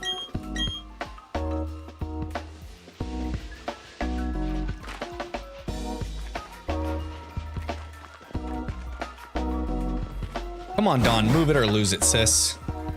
We got a briefcase to open. We got a Pokemon to steal. And I'm hoping that this one's shiny.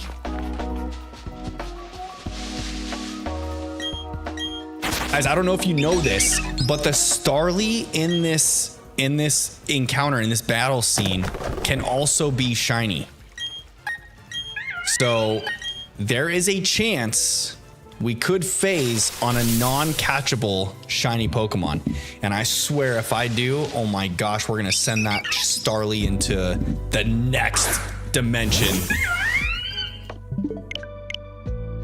That one wasn't shiny though, so we're good there. We're good there. Hopefully we don't have to send that Starly into the next dimension. But one thing that's pretty crazy is like, okay, so I'm keeping track of all of the Chimchar encounters, but if you really think about it, every time we encounter or we go into that battle scene, we're encountering 2 Pokemon. So there's that. Little Turtwig says, am I the only one here in the short form live? You might be now. You might be. I don't, it's so weird how, so like when I have the YouTube studio open to monitor, you know, like the concurrent viewers and whatnot, it's so weird because there will be times where it shows like no concurrent viewers, but I have people chatting in the chat. So it's hard to tell. It's hard to tell because like if, I don't know if maybe when people are lurking that the concurrent viewer count is like not being tracked or something. I don't know. I'm not really sure how that works. But I do know that you have been the only one to comment recently, besides Lord Pancake earlier, who could very well be lurking in the shadows and watching as well with you, just not commenting. And that's okay. If you want to just hang out and lurk, you're welcome to do that. I know a lot of times, like when I go to live streams, I'm not always a super chatty Cathy. Sometimes I'll just lurk in the shadows, enjoy the entertainment, watch what I'm watching, or do a shiny hunt on the side, you know? No shiny Starly, no shiny Chimchar. On to the next. On to the next. Guys, if you haven't already, please drop a like on the stream. Hit that thumbs up button for me. It does help push the stream out into the YouTube algorithm, encouraging others to come join in with us here as we shiny hunt and play through Pokemon games like this wonderful playthrough of Shining Pearl we are getting into. The Odd Bro says, am I able to do a battle at the end of stream? Probably not. Probably not tonight, but maybe on Sunday I will. Maybe I will on Sunday. Or maybe I'll open stream with a battle, depending. Little Turtwig says, I have so many level 100 Pokemon and Let's Go Pikachu. Really? Let's Go Pikachu. That is one game on the Switch. I own it, but I have not played through it. I've gotten to Viridian Forest in my playthrough of Let's Go Pikachu. I literally started up a playthrough, started playing it, got to Viridian Forest, and was like, yeah, I'm good. I'm good on this one. And then I'm glad that I did start a playthrough though, because it allowed me to get my Mew in my original playthrough of Shining Pearl. So there was that. And then I got Jirachi because of the Sword and Shield playthrough.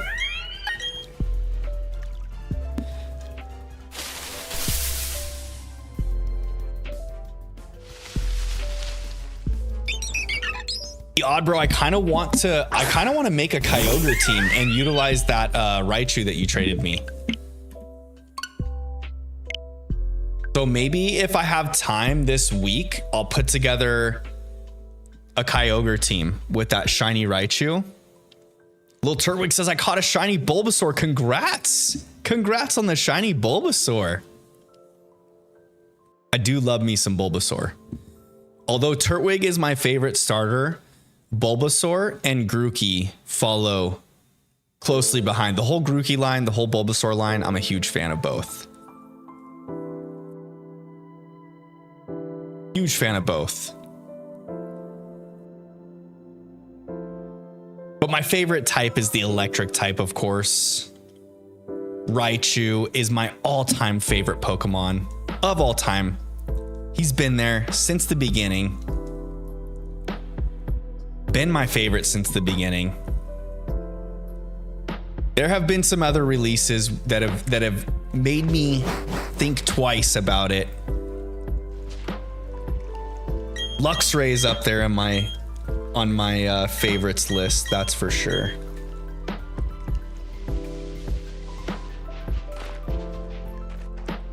I don't know that any of like the new Gen 9 Pokemon, it's not that I don't, I do like the Gen 9 Pokemon, but none of them like really like resonated with me that well, you know?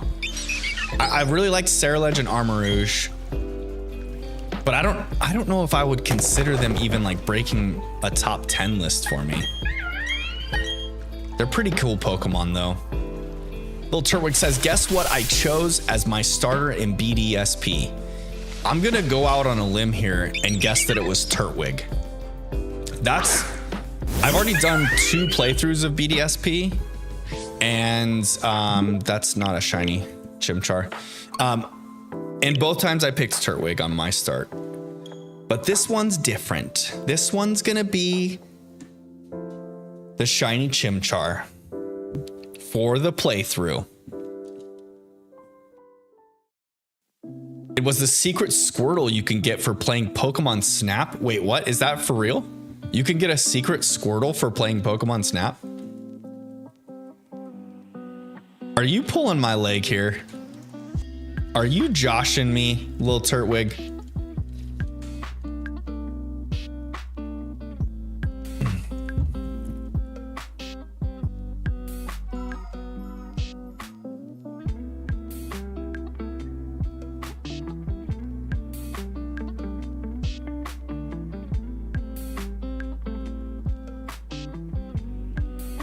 Wait, you're being serious? It was Turtwig. That's what I figured. You had me thinking there for a minute. I was like, I never heard about a Squirtle. A Squirtle starter in BDSP. I know you can get them in the underground after you unlock your national decks. You can get all of the starters from gens 1 through 4 in the underground once you unlock your national decks.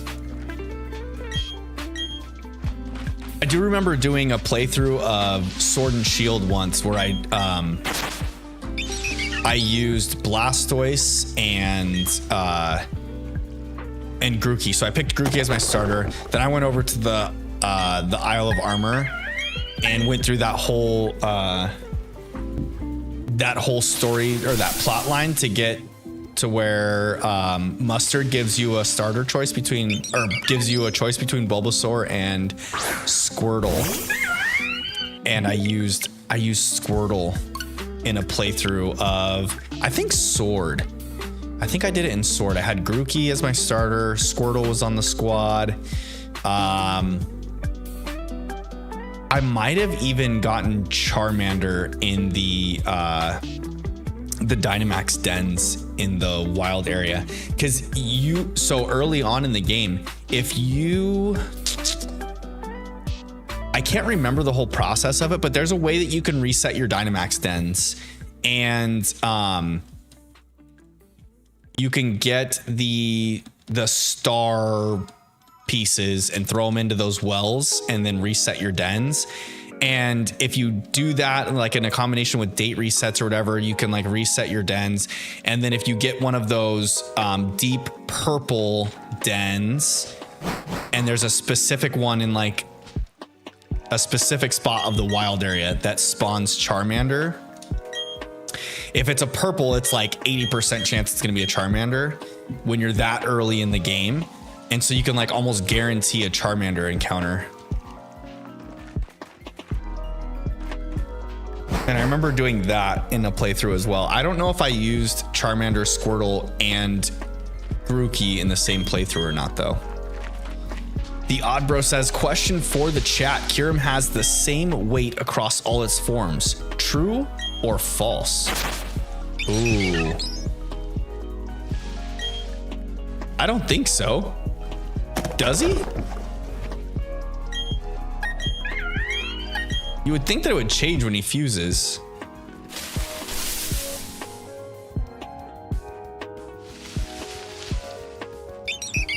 Ba, ba, ba, ba, ba, ba, ba, ba, ba, ba. No shinies. Little Turtwig says false.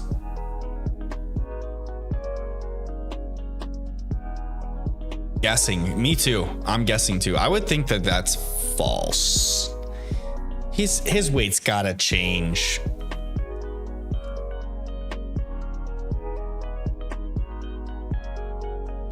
Hiram's just a husk until he fuses with Zekrom and Reshiram. Reshiram, Zekrom, Reshiram, Zekram. You know, the black and white legendaries. Okay, doke. Onward and upward, in we go.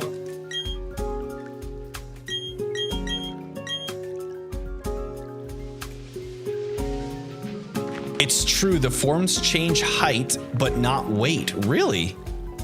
That's crazy.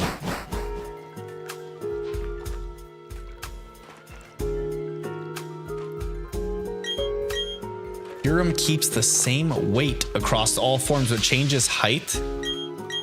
That's kind of silly. It's a cool fun fact, though. Trivia nights. I'm going to be dialed in for Pokemon Trivia nights with all the trivia questions we get tossed around in chat.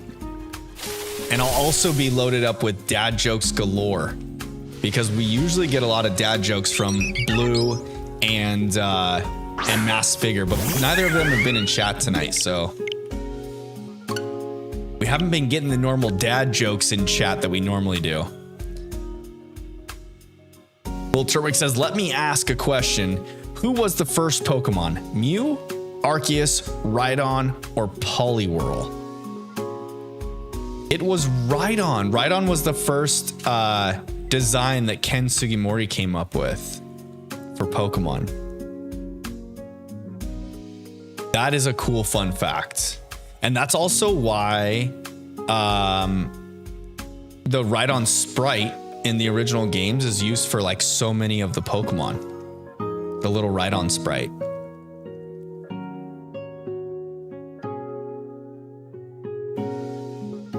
That is a cool fun fact. Faux show.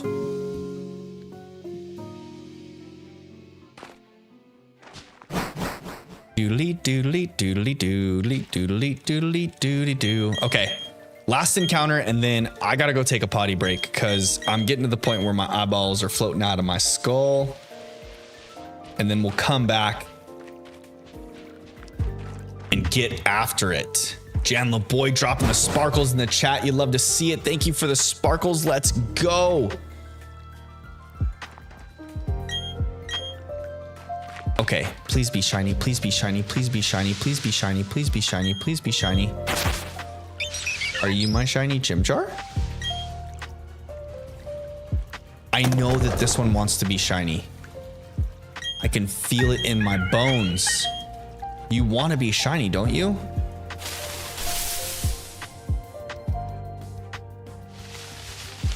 No shiny Starly. Oh, no shiny Chimchar. Okay. All right, chat. I'm going to start this up and I'm going to the bathroom. I will be right back. Lickety split. No time quick. We'll see you in a second. Chat amongst yourselves and I will be right back. Okie dokie.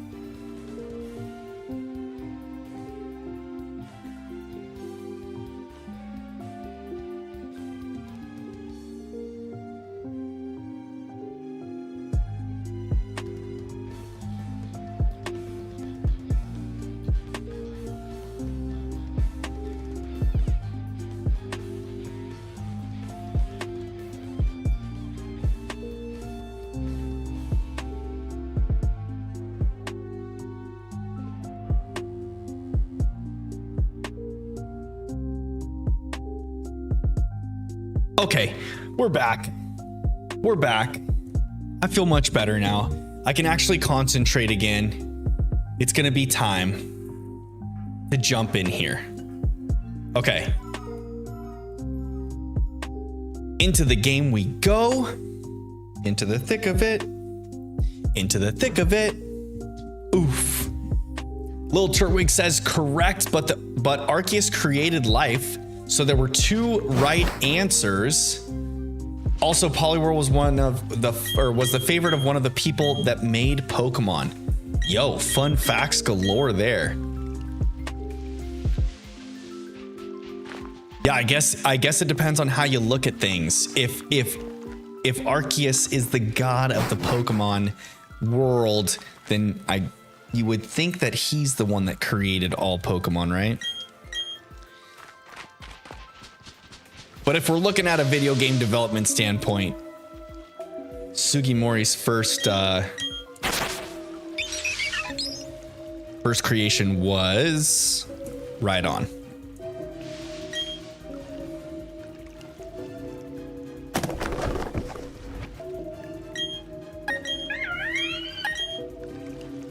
I wish the Poliwag line was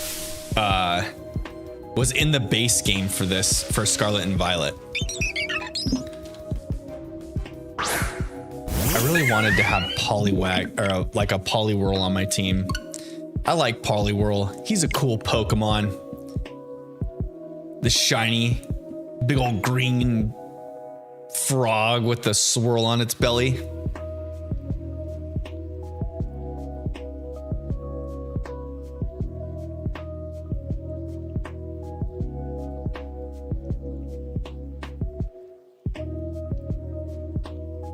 I'm sorry, Poliwrath. I was saying Poliwhirl.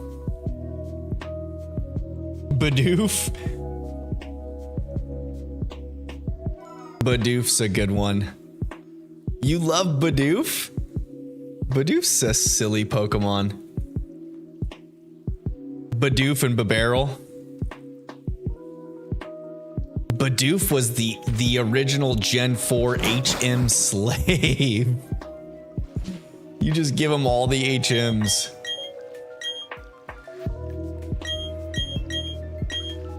And by the time you get Surf, Bibarel's able to surf you all over the place.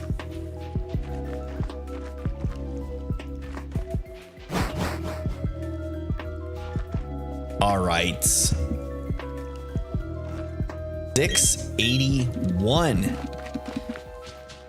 Let's see if 682 is our pink little monkey. Gotta show the chat Buff Bidoof. Buff Bidoof is... I've seen that on the internet. Good old Buff Bidoof. Or like the Buff Diglett is a good one too. When it's like wondering what's underneath the ground for Diglett. It's just like a buff body. That's a funny one. Oops.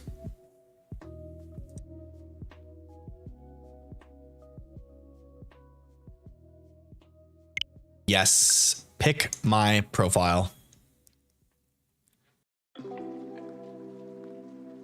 Oh, the Buff Bidoof. Let's see, can I find it? Buff Bidoof. Images.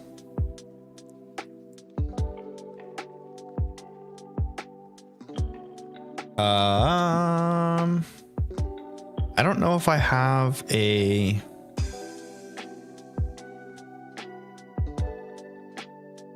I think I did a window capture for that, but where did I put it? Not that.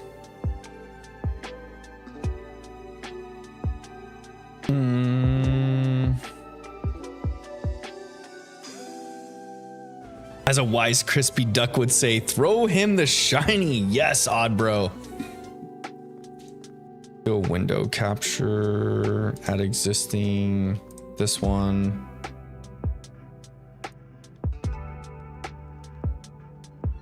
Where is it? I don't know where it is. Yeah, delete it. Do a new one. Window capture 2. There we go. There's Buff Bidoof. There you go. You could see him looking good in all of his glory. I didn't have him in the shorts feed though, but that was in the regular feed. You saw Buff Bidoof. Okay, on to the encounter. Let's go. Buff Doof, as the odd bro called him. That is correct, sir. He is no longer Bidoof. He is Buff Doof.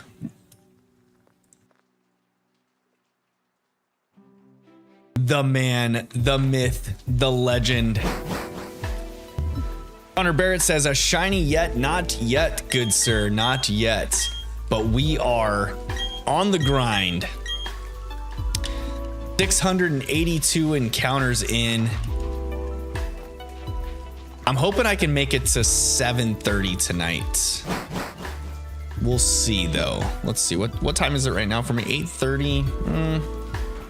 We'll be pushing it because that's just under 50 more encounters. So you figure I got to 50 encounters by the time I had to take a potty break there.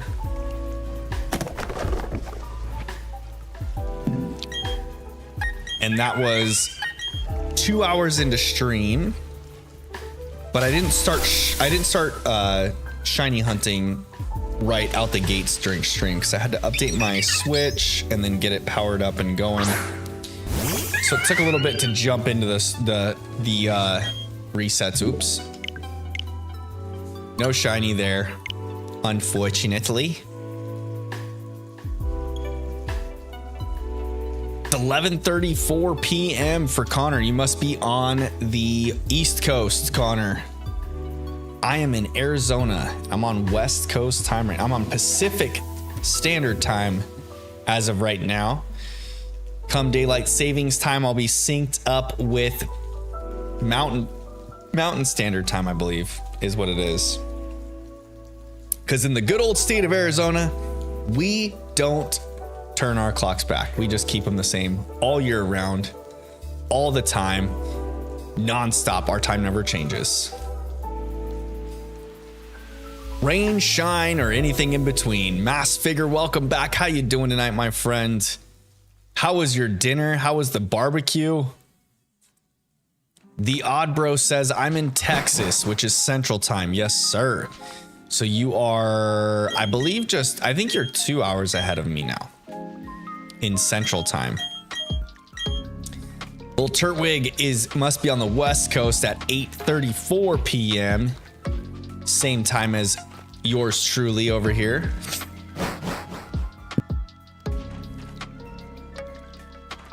Isn't it crazy to think that we've got 4 time zones in the US alone? Ralph, welcome to the stream, my friend. How are you doing this evening? What kind of tacos did you have tonight, Ralph? On this wonderful Taco Tuesday. How's it going? It's going well. We are reaching the 700 encounter mark soon. Making progress on this shiny hunt for Chimchar so I can hopefully start playing our shiny only playthrough. Mass Figure says that the barbecue was great and delicious. Yo, that's good, my friend. Did you end up getting some ribs? What'd you get from the barbecue place? And is it a new place that you just found that you went to? The Odd Bro says, I'm hunting for Sandy Gas right now. Oh, Sandy Gas shiny is so good. I love that shiny. I love that shiny. It's so good. Ralph says one day I'll actually have tacos on a Tuesday, just so that you can appease me. That would be funny. There was another viewer in chat earlier that that had some tacos tonight. Had some cow brain tacos. I'd be down to try that. I've had the la lingua, but never the brain.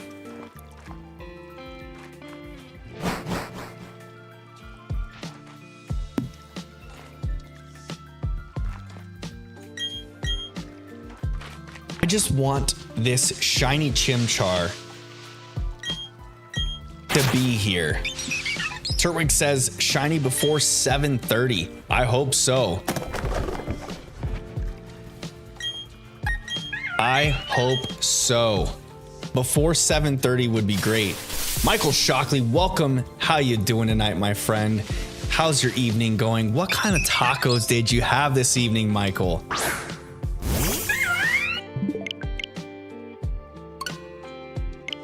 There's a new viewer in chat that wants to scramble your eggs.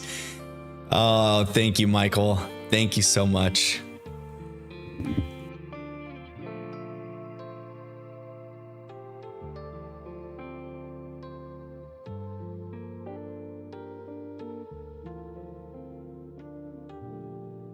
I'm getting to the point in this shiny hunt where I'm just getting anxious to get the playthrough going. I'm ready to continue enduring this briefcase simulation matrix that is the briefcase simulator. But at the same time, I'd like to get this playthrough going. Depending on how our shiny luck goes in this playthrough, maybe at the end of the playthrough, I'll shiny hunt Arceus.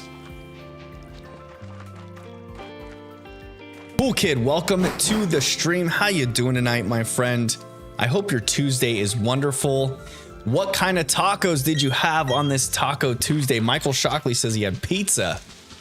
Did you have taco pizza?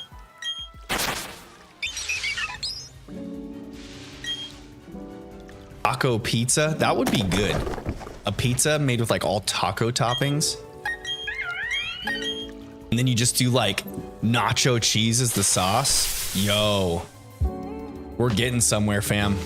We're getting somewhere. New creation coming down the pipeline. No shiny chimchar. Poor chimchar.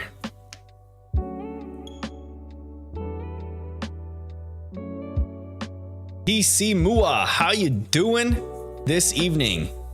How's your Tuesday going? I hope that you're having a wonderful Tuesday. What kind of tacos did you have for this wonderful Taco Tuesday? Connor Barrett says, be shiny, please. Yes, I'm on board with you, my friend. I just want this one to be shiny, well under odds, so we can get on with the playthrough. Cool Kid says, does pasta salad count? Sure. For this evening, it can. And how many Starly have you seen? The same amount as the chimchar. And so far, I'm gonna knock on wood here, we have not had a shiny of either.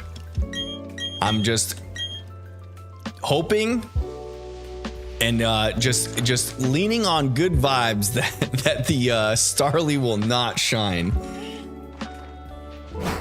because that sucker would not be fun. I swear, if the Starly, if we phase on this Starly, I'm gonna send that thing into next week.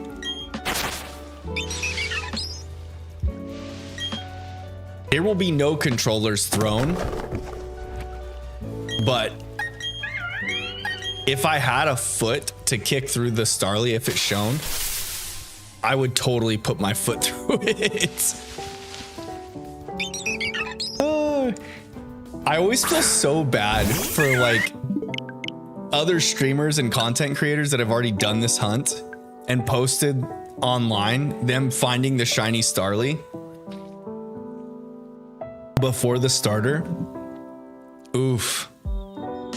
That is just the worst. I feel for him. I'm just really hoping that my luck doesn't go that way. We just need to get this pink monkey under our belt. Name him Mikey. Get going with this playthrough. Guys, if you haven't already, please drop a like on the stream. Hit that thumbs up button for me. It does help push the video out into the YouTube algorithm, encouraging others to join in on the shiny hunts and playthroughs and wonderful happenings we have around here. All things Pokemon related.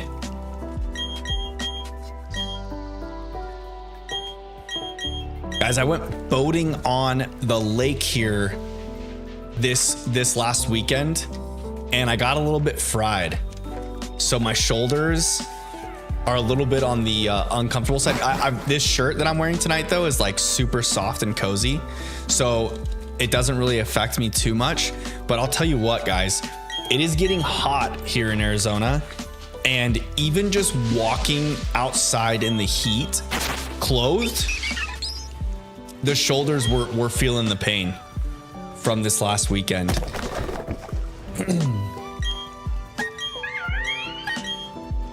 All right, let's let this be shiny. Let this be shiny, please. What do we got? What do we got? What do we got? What do we got? Nope.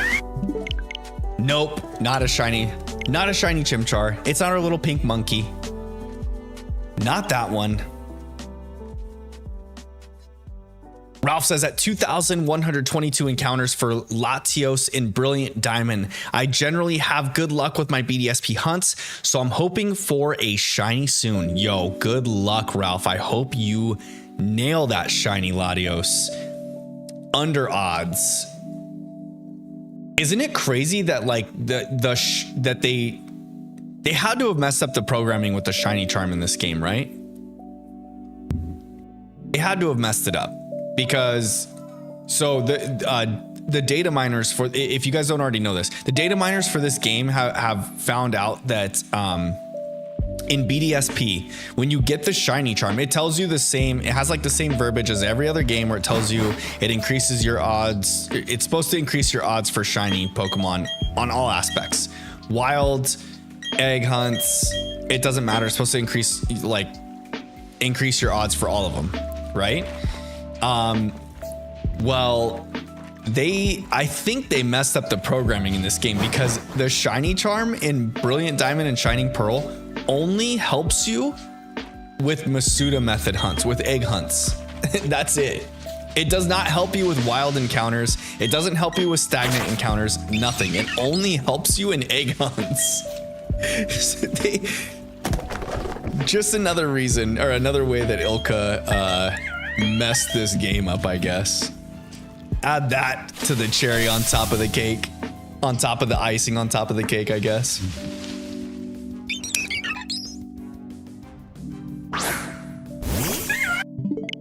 That is the ultimate. That is like the ultimate slap in the face, right? Cool Kid says, I named my BDSP playthrough Infernape Mother Nature. Was it a female Chimchar? That is a great name either way. Ralph says, I heard they messed up. Shake my head. Yeah. It hasn't been stated, like I don't know of anything like documented that Game Freak's come out or Ilka's come out saying that they messed up or admitted to it or anything, but data miners have found out that the shiny charm does not help any encounters in this game except for eggs. That's it. Just the eggs.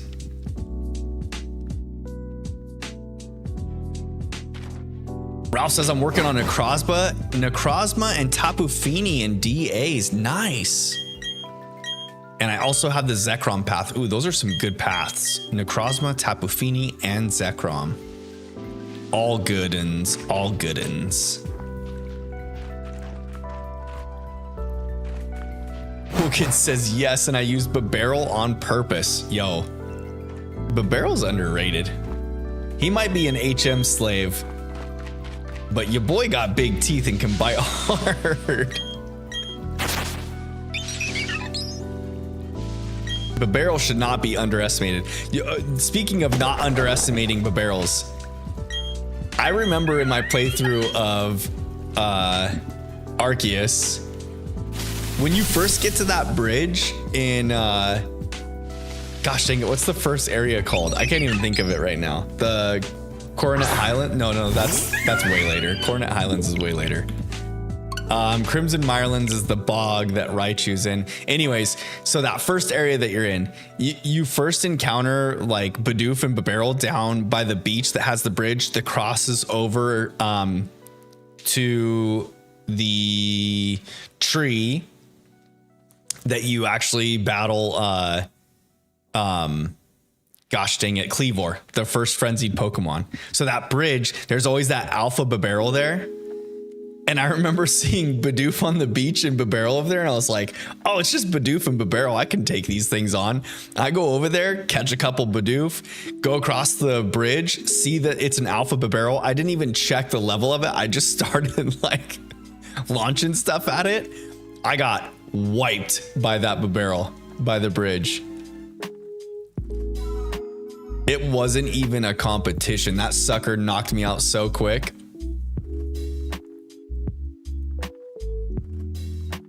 I was humbled quickly by that wonderful alpha Babarrel by the bridge. Cool Kid says Mother Nature the Infernape, Chaos the Staraptor, Cupid the Jirachi, Felix the Babarrel, the Reaper the Abomasnow, and Father Time the Palkia. Yo, Father Time's a great name for Palkia.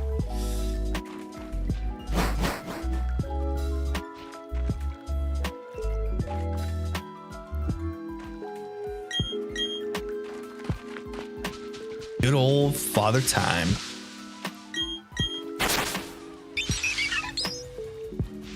All right. 690 come and gone. Forgot to say nice. We're on 691 now, though. We are moving past it.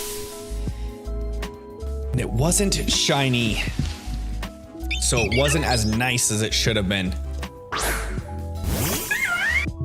No shiny Chimchar there. But after I named it, I realized Dialga was the time one. Yeah. Palkia is space, Dialga is time. But still, Father Time's a good name for either of those two. The father of space and time. The father of space wouldn't actually work, you know? Oh. You ever get like those in-ear itches, chat? Just right inside the ear canal there. Once you get a hold of one of those suckers, it's like one of the best feelings to just get that good little itch in there. On we go, onward we go.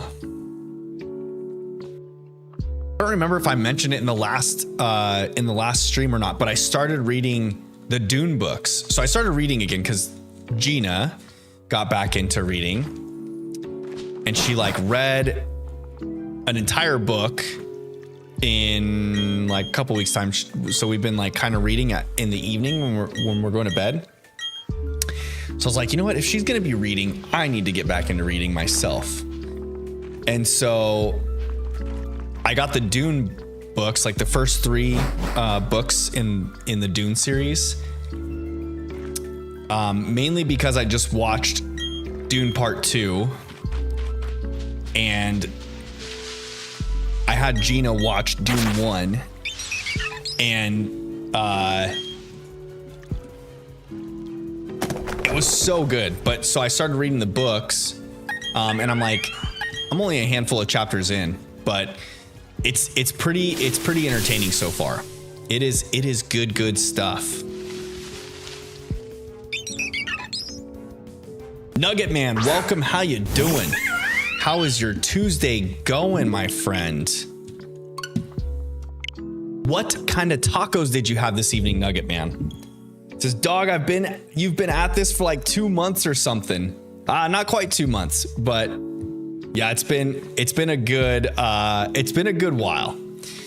I'm at 690 encounters. So the first few streams I did about 80 encounters each, and then I was on like 100 encounters for a couple streams. So I've done about, let me think, 7 or 8 streams. So it's been about a month, because I stream every Tuesday and every other Sunday. And last Sunday was the first time I broke the cycle and streamed something else. I streamed some Legends Arceus gameplay, getting my shiny charm in Legends Arceus. But tonight we are back at the hunt. So last Tuesday I streamed this, got about 80 more encounters in, and then tonight. So this is like the 8th, I think, stream of this hunt. We're determined. We're locked in. We're persevering, Nugget Man. We are going to get this stinking pink monkey and start our shiny only, fire type only playthrough of Shining Pearl. We're going to get it. The Odd Bro says they got shiny sandy gas. Yo, congrats. Yo, nice. Congrats on the shiny sandy gas. Yo, chat, drop some sparkles for the Odd Bro. He deserves it. What a find. Shiny sandy gas is such a good shiny. Nugget Man says, you remember my number from like 200 encounters? I have not written down the numbers, but I did go back through one of the streams to start looking for them. I will find it.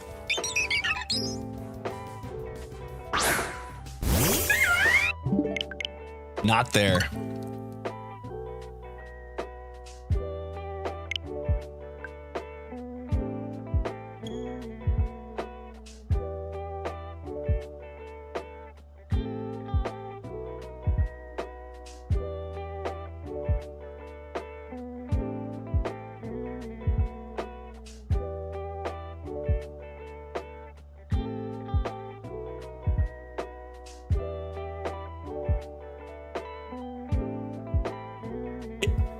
I feel like once I break the 1,000 encounter mark, that's when things are gonna start getting fast and heavy here.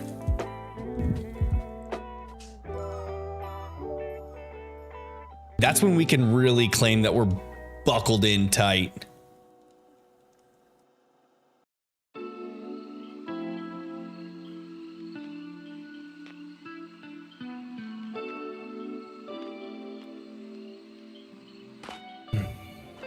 You figure with the shiny odds being at 1 in 4,096.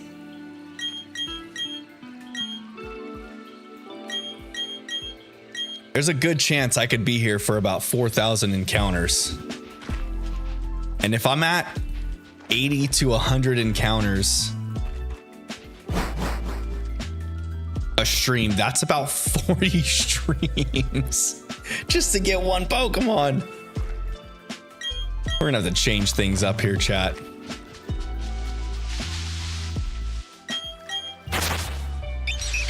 I'm gonna have to do like a bonus Saturday stream sometime to get more encounters in.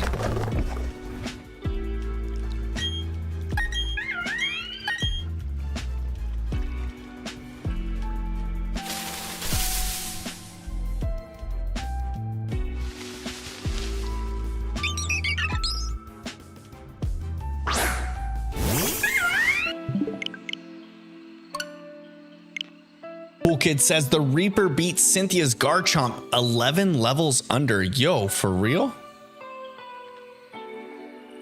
Which one did you name the Reaper? That was Abomasnow? Oh.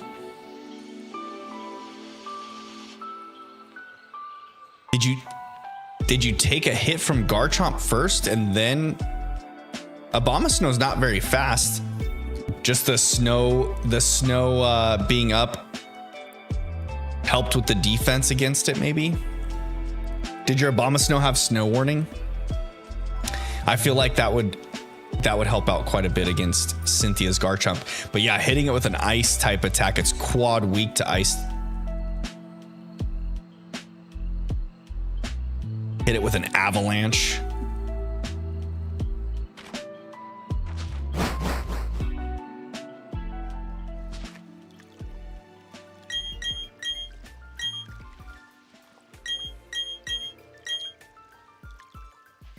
Blizzard plus hail plus intimidate from chaos. Oh, nice. Okay.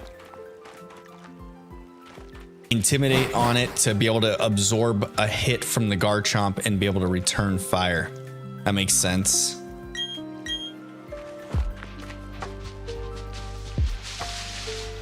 That is definitely a good way to go.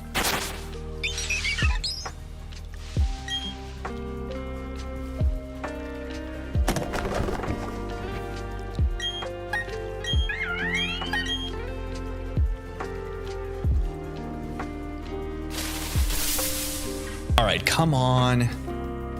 Shiny Chimchar, where are you?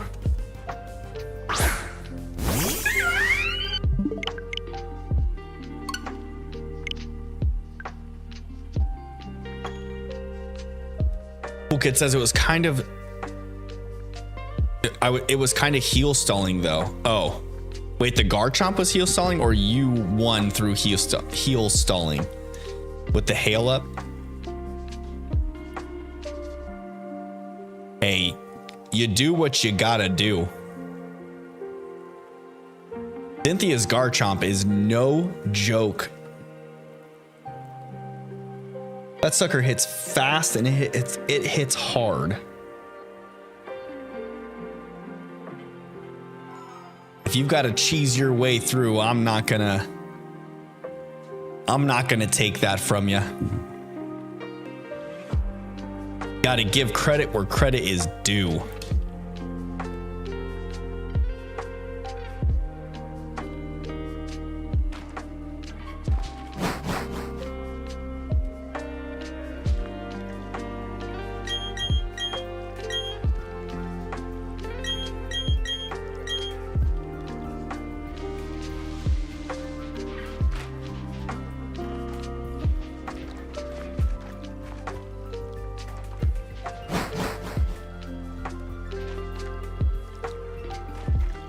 Kid says, I taught Cupid Dazzling Gleam just for Spirit Tomb. That's what you gotta do. Gotta hit it with a fairy type attack. Isn't it crazy to think that, like, when Gen 4 first came out, Spirit Tomb had no weakness.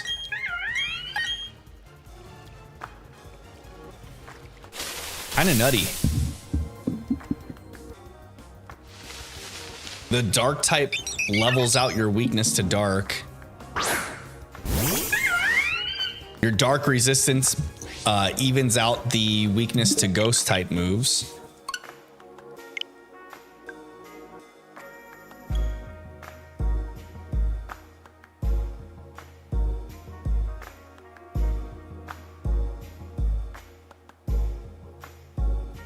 You can't hit it with a fighting move because it's ghost type, so it's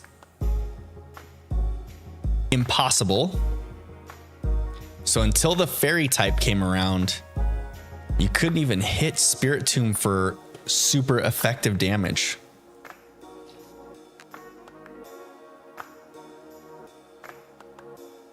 Old school Gen 4, you just had to go in and put the beat down on that Pokemon as quickly as you could with the strongest thing you could throw at it.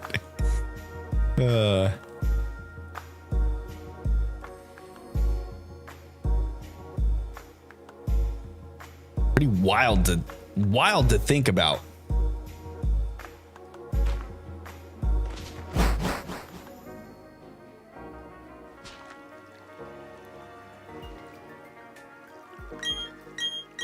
All right. let's get this encounter counter up. There's a good chance we're gonna get through another entire stream and still no shiny Chimchar, y'all. You hate to see it.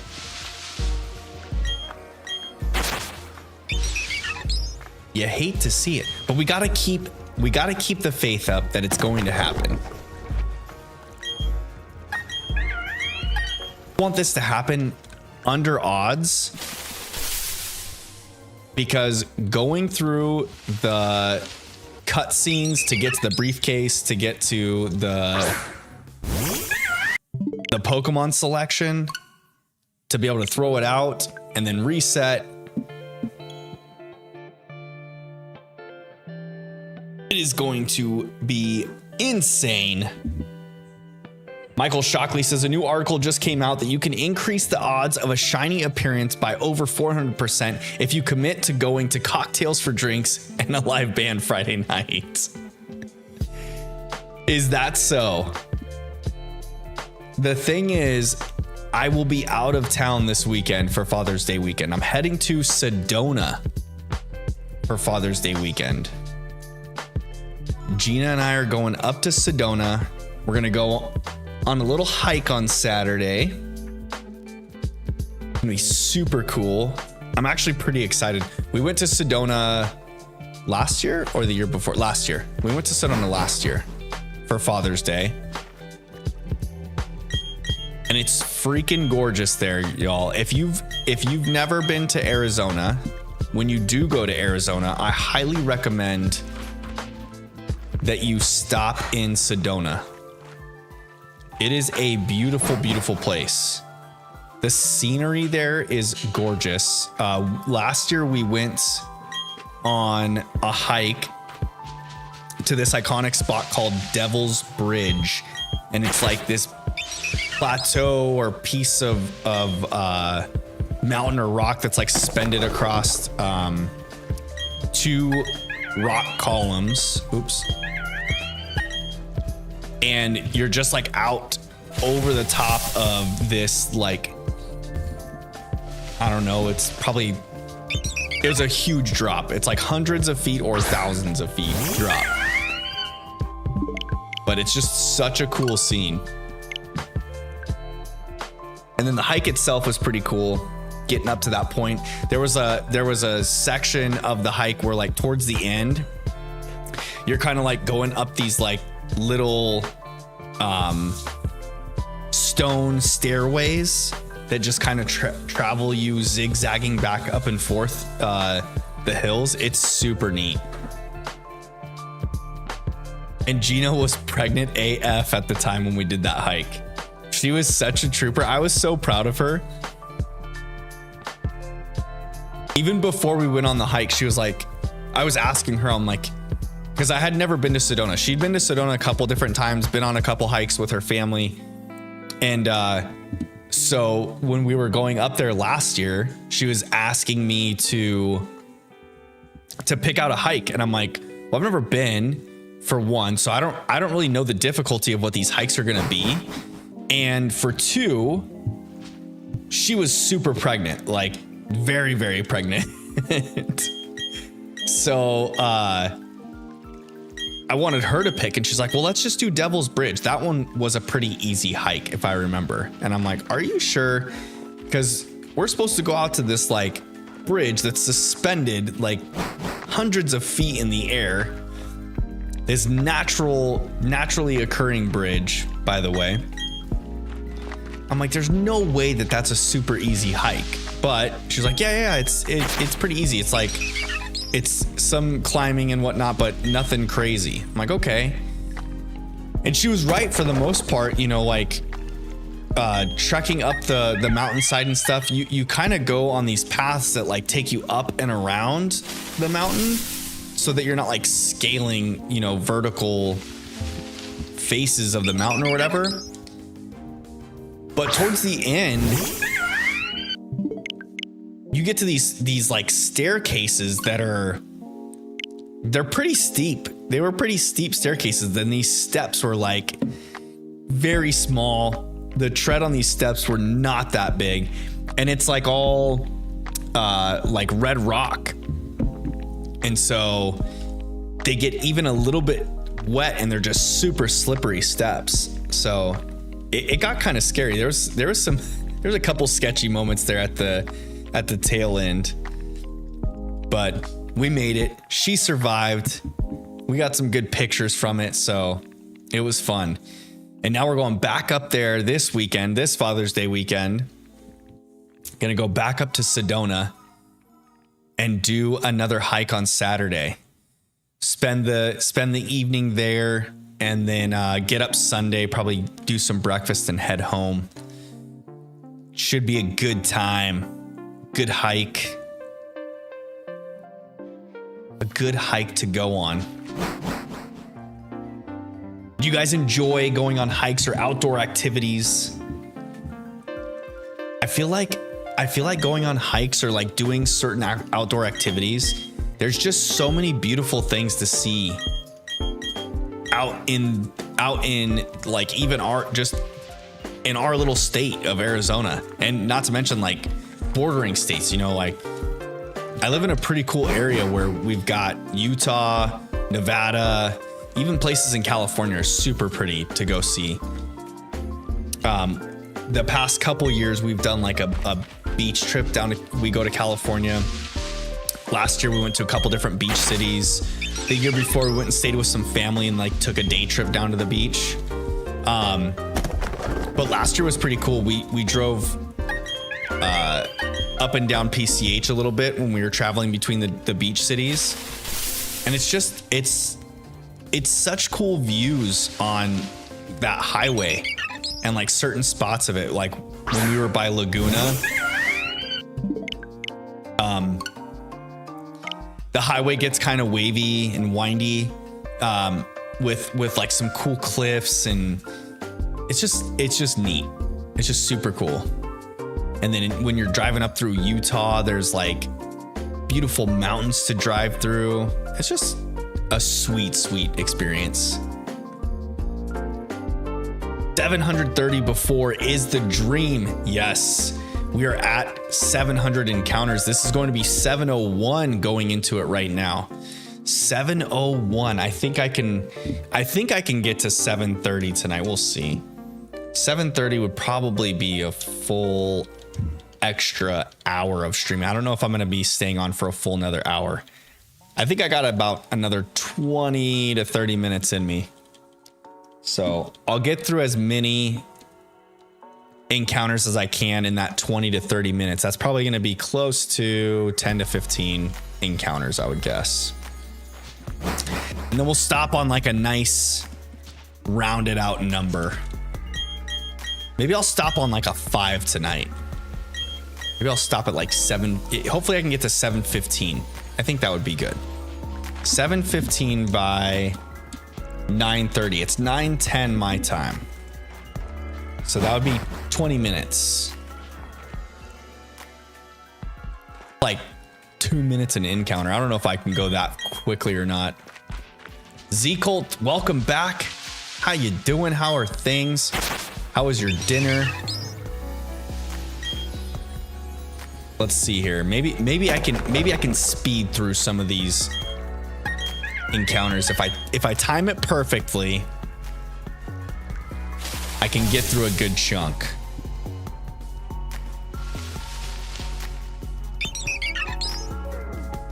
Still no shiny Starly, that's a good thing. But also no shiny Chimchar there. Wah, wah, wah.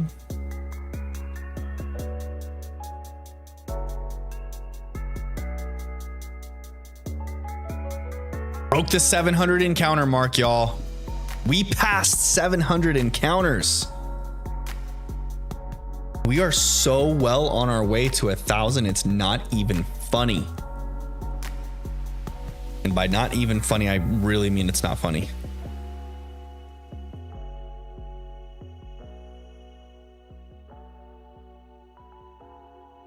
I got Gmod recently. Been having fun with testing its limits. What's Gmod? don't know what Gmod is. Explain that to me, Z Colt.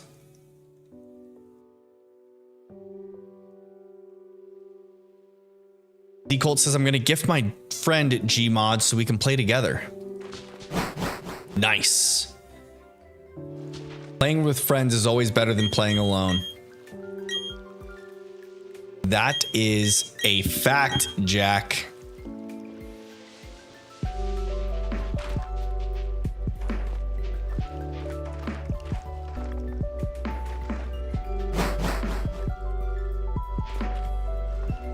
Yeah, I'll probably get to 715. I'm thinking 715 encounters will be a good stopping point for us for this evening. It'll give me a good sign off for the night, and then I can pick up the hunt on Sunday. We'll try and circle back around to it and see if we can get further along.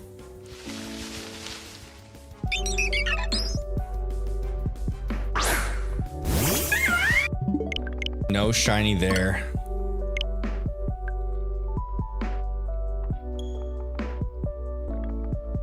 We just gotta stay confident, stay locked in, stay ready for the shiny.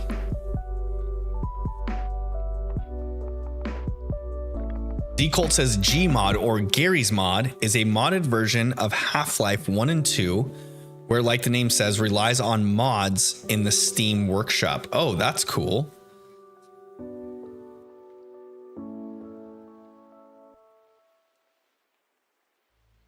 So you just create a bunch of crazy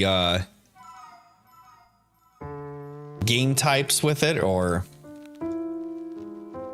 can you actually mod the game, the Half-Life game, to like completely play different than a first-person shooter?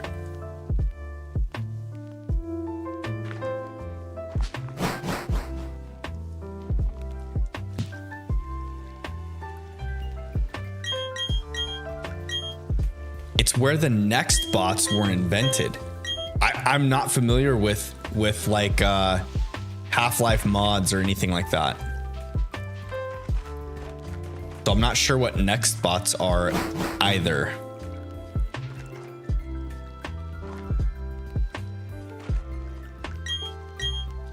Z-Colt says it's a sandbox. Nice.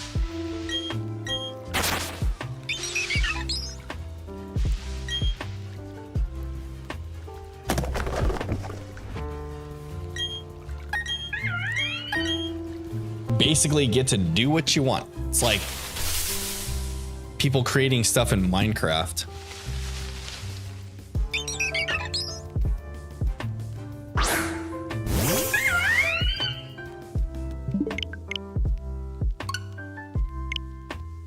D-Colt says they just keep the FPS look for simplicity purposes. Nice. Got it. Got it. How well does that engine hold up from Half-Life 1 and 2? Those are some pretty old games now. D-Colt says that there's entire roleplay servers on that game. That's pretty wild. Doesn't surprise me though.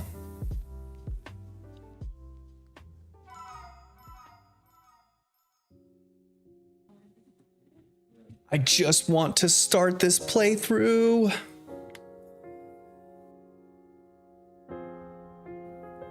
I just want to find this pink monkey so we can start this shiny playthrough. The Oddbro says I just got a shiny camera up. Yo, congrats on the shiny camera up. The Oddbro popping off tonight. The shiny Sandy Gast followed up by a shiny camera up. You love to see it.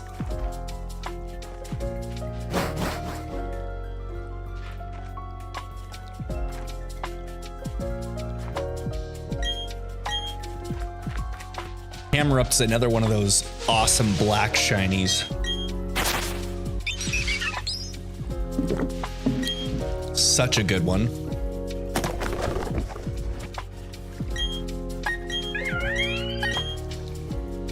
Speaking of good shinies, how about disappointing shinies?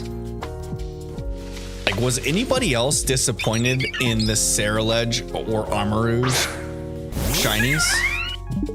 Like, even Sharkadet, like,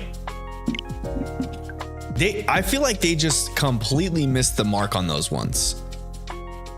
Like, they could have even done something as simple as just color swap the two for their shinies, you know, like Ceruledge looks like the colors for Armarouge and vice versa. D-Colt says Camerupt is just Umbreon with extra calories. No way. Not even a chance. Shiny Umbreon is top tier design. It is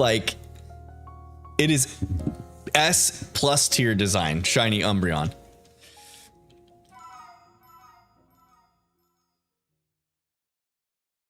But the Armarouge and Ceruledge, like, they could have easily just palette swapped them, you know? And then for Sharkadet, his eyes are just blue. Like, come on, Game Freak. That is like, those are some of the best Pokemon from this most recent generation. And they just completely whiffed on the shinies for those Pokemon.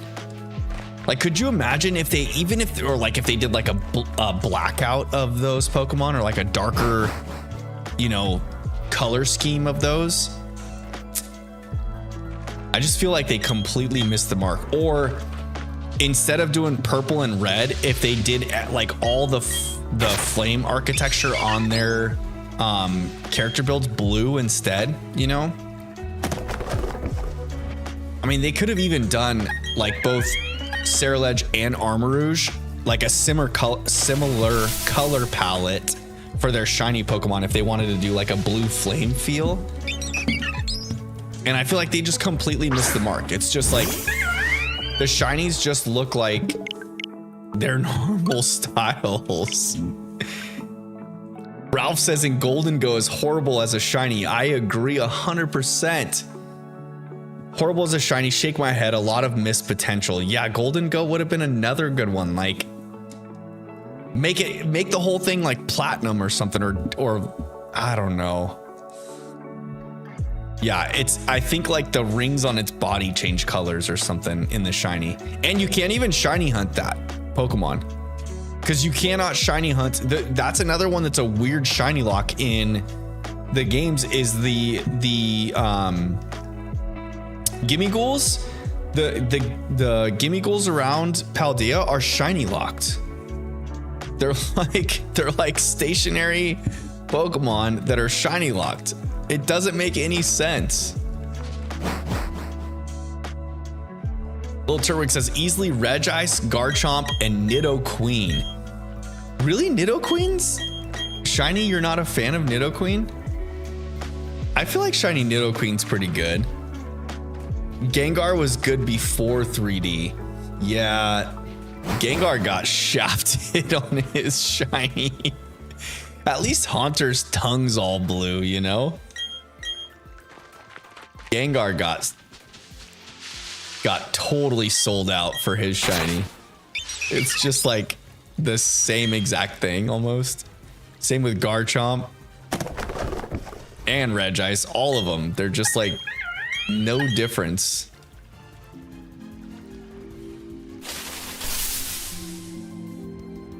D-Colt says Sharkadet could get a green shiny, Ceruledge getting a teal, and Armarouge getting a deep green. Possible red flames on Ceruledge and white fire on Armarouge. Ooh, that's a cool idea too. Like white fire. That would be so awesome. Like what if they, that would be cool. What if they did like a white flame, white and orange look for Armarouge, and then like a deep blue and violet look for Ceruledge for their shinies. Like even that, just thinking of that color scheme and what they could have done with those Pokemon is so much better than what we got. Ralph says shiny is Zapdos shiny is also disappointing. Yeah, it's not fun. But Galarian Zapdos, that's a good one. Yeah, the Kanto Zapdos shiny. It's like just a little bit. It's like if you take Zapdos and you put them in the microwave for about 2 seconds. Lil Turtwig says Mega Gengar is an amazing shiny. Actually, that one is freaking sweet. It's so good with that all white look to it. So nice. I don't understand why they wouldn't have just done that with Gengar in the first place. Like they could totally just Gen 10 retcon Gengar's shiny and just make them always like that white color, but they won't do it. They won't do it. It'd be too drastic of a change from like past games, and it's already gone on this long. I can't see them changing it now, but it'd be cool if they did. It would be cool if they did.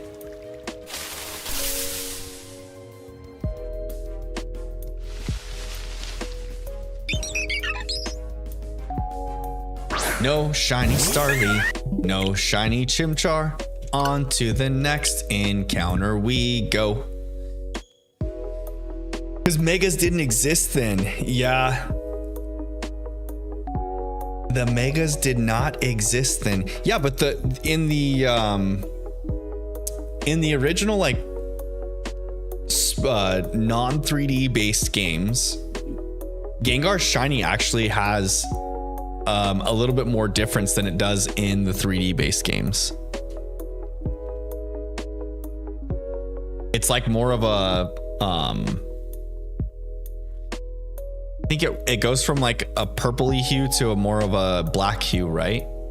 I can't remember exactly if it's vice versa.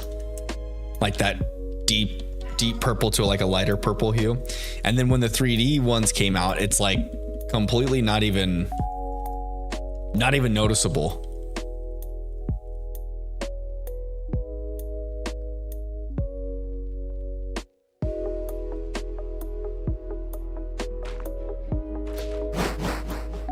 Z-Colt says Samolatov, Spinosage, and is that Moistisar? Are what I'm naming the final stages of the Alaska region starters. Okay. Spinosage. Like Molotov? The Odd Bro just caught another shiny Swinub. Nice. Congrats on the shinies tonight, the Odd Bro. The shiny luck is in your favor this evening, that is for sure.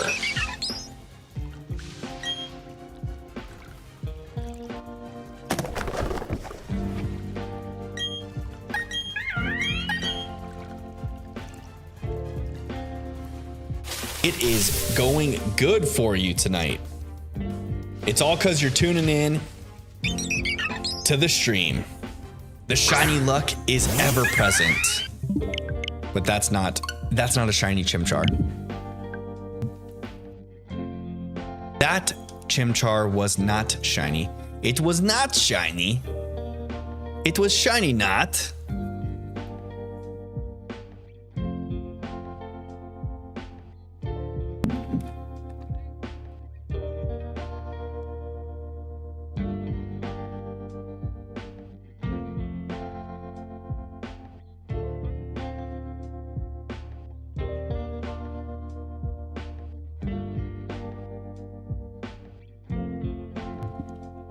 All right, 7 more encounters, y'all. 7 more, and then your boy's calling it a night.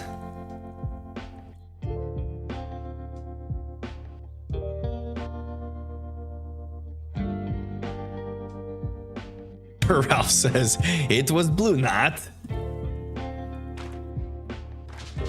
It was not pink.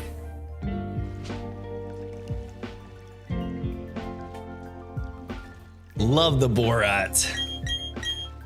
That movie was so freaking funny. I remember watching some clips of Sacha Baron Cohen before he blew up big, and he did some gruesome stuff, man. I'll tell you what. So there's actually a city near me that in Arizona that he went to, and so this city is like super small town, rural Arizona, and there are some like hardcore conservatives in this town, and like everything that you would think of just a typical cowboy gun wielding society in Arizona is this town called Kingman in Arizona. And Sacha Baron Cohen went to this place as Borat, and he went to like a city hall meeting or something and was presenting a new mosque for the town, and it was gonna like he was proposing that they would tear down like the city center's church or something, like the Christian church there, and the people were just losing their minds. It is so good. It's hilarious just to see all these old school, like older hardcore set in their ways people just get razzled by Borat. Pretty funny.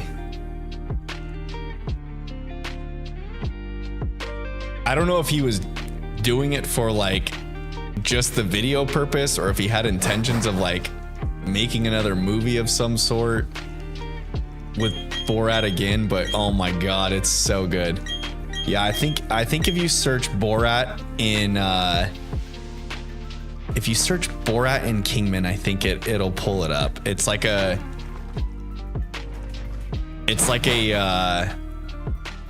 city hall meeting or something, or like a city planning meeting, and it is just, Kingman's a big time retirement community, and there's like big money people there, but it is just like a small rural town in Arizona, and they are hardcore conservative there. And so someone like Borat coming in talking about building a mosque, they lost their noodles. It was pretty funny.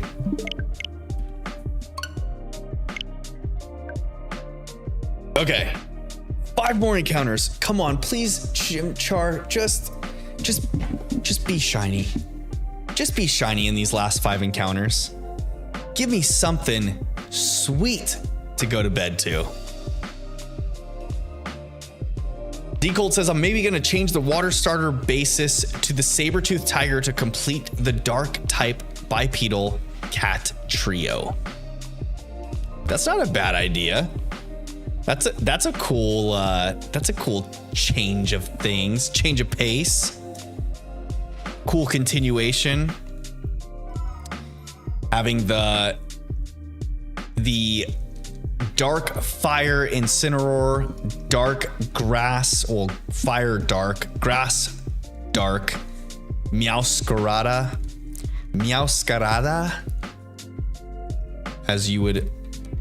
as I would try to properly pronounce it, instead of meowscarada. the gringo way. Meowscarada.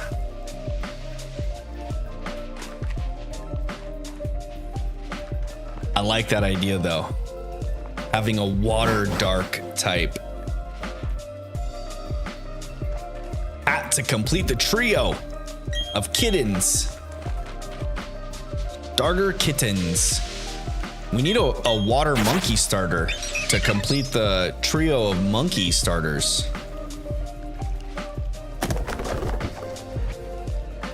And a fire frog.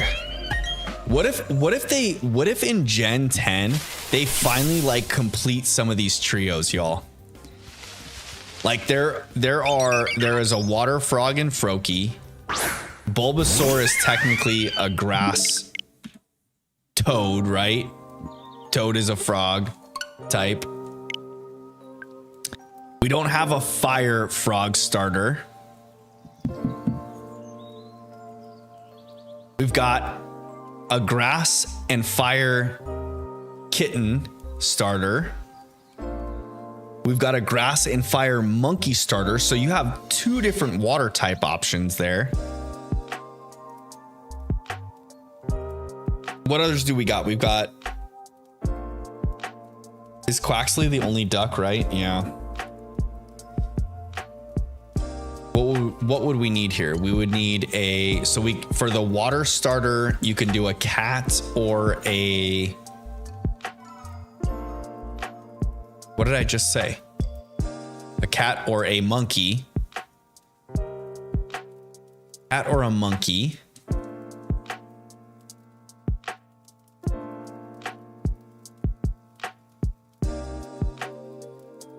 We need to like bring the starters up again.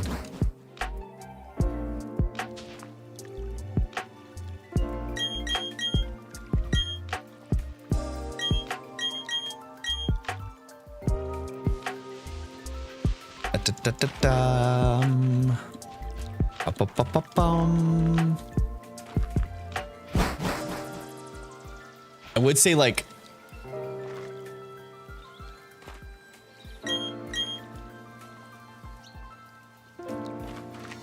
I'm trying to think Cyndaquil and oh my gosh, why am I blanking the Gen 6 grass starter? Chespin. Cyndaquil and Chespin are both like rodent types, I guess. But that's just another water starter. We can already do a kitten there. A monkey for the water starters.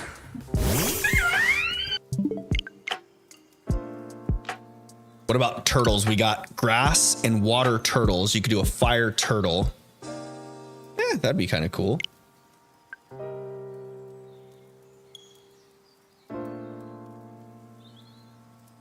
What if the fire starter was a turtle to complete the turtle trios? The water starter was either grass or monkey water type. That would complete the monkeys. And what about for grass? What do we have animals of in starters that are water and fire? So Gen 1 turtle, we already talked about that. Gen 4 turtle is the grass type.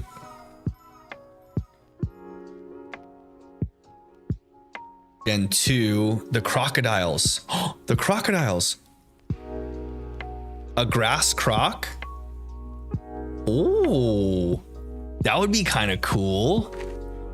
Because you've got Totodile from Gen 2, and then Gen 9, we had a fire crocodile. We don't have a grass crocodile, though. We've got a snake. I'm a slithery little snake.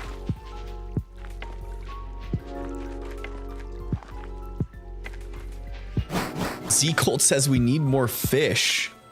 I don't know that we need more fish. I feel like we get fish in every region, and it's like multiple.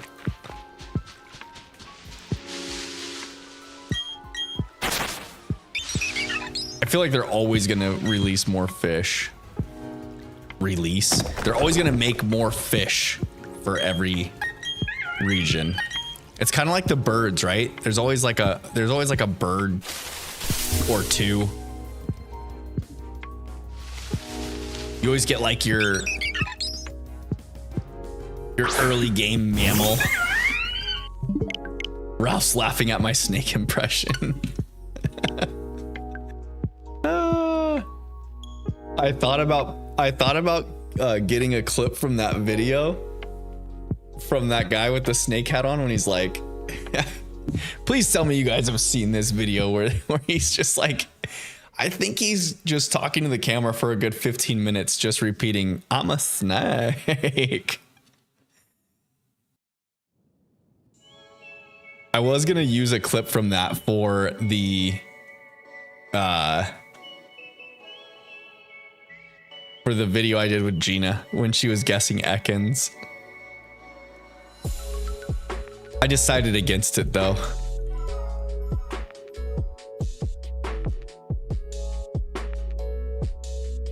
The Odd Bro says it's actually possible to make a starter trio of entirely fighting type birds. Yo!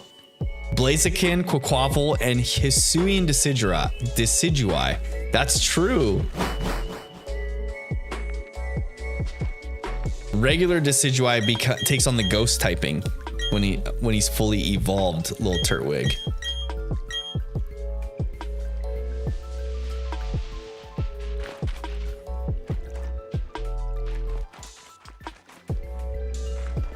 The grass bird is Rowlet, and when he fully evolves in the regular region of Alola, he is a grass ghost. But in Hisui, he's fighting.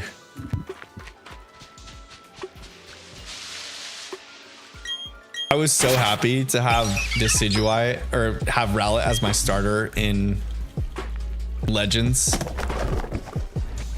That little round boy. Name something cuter than a grass type owl with a bow tie as your starter. You can't. I'll wait.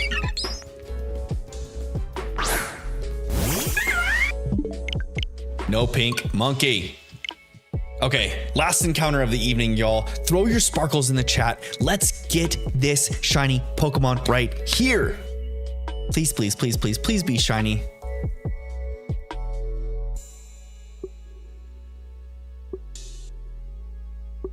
D-Colt says we need snakes too. Snivy is all alone. Yeah, for real.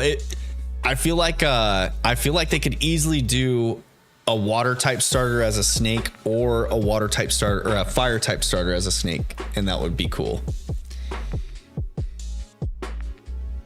Yeah, if for Gen 10, I feel like that would be just total fan service. For Gen 10, they like took starter groups and then complete all these like animal groupings that we've talked about for years, you know, like with the turtles, the monkeys. We've got birds already, you know, with Rowlet, Quaxley, and oh my gosh, Torchic. There we go. I couldn't think of Torchic's name.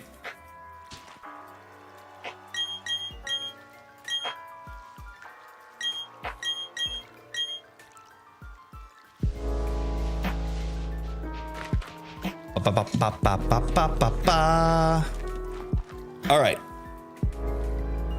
I pushed my Calic up over here.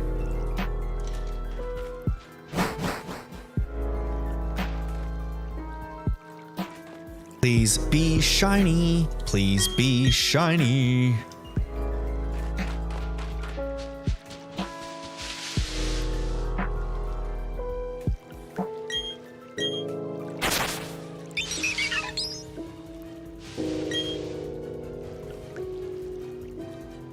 The Oddbro says, did you all know we haven't had a dark type 7-star raid yet? Ooh, we haven't. We have not. Well, isn't this coming weekend with the Ambor? Isn't that the first electric type also? I believe it is. Oh no, pink monkey. Okay, y'all.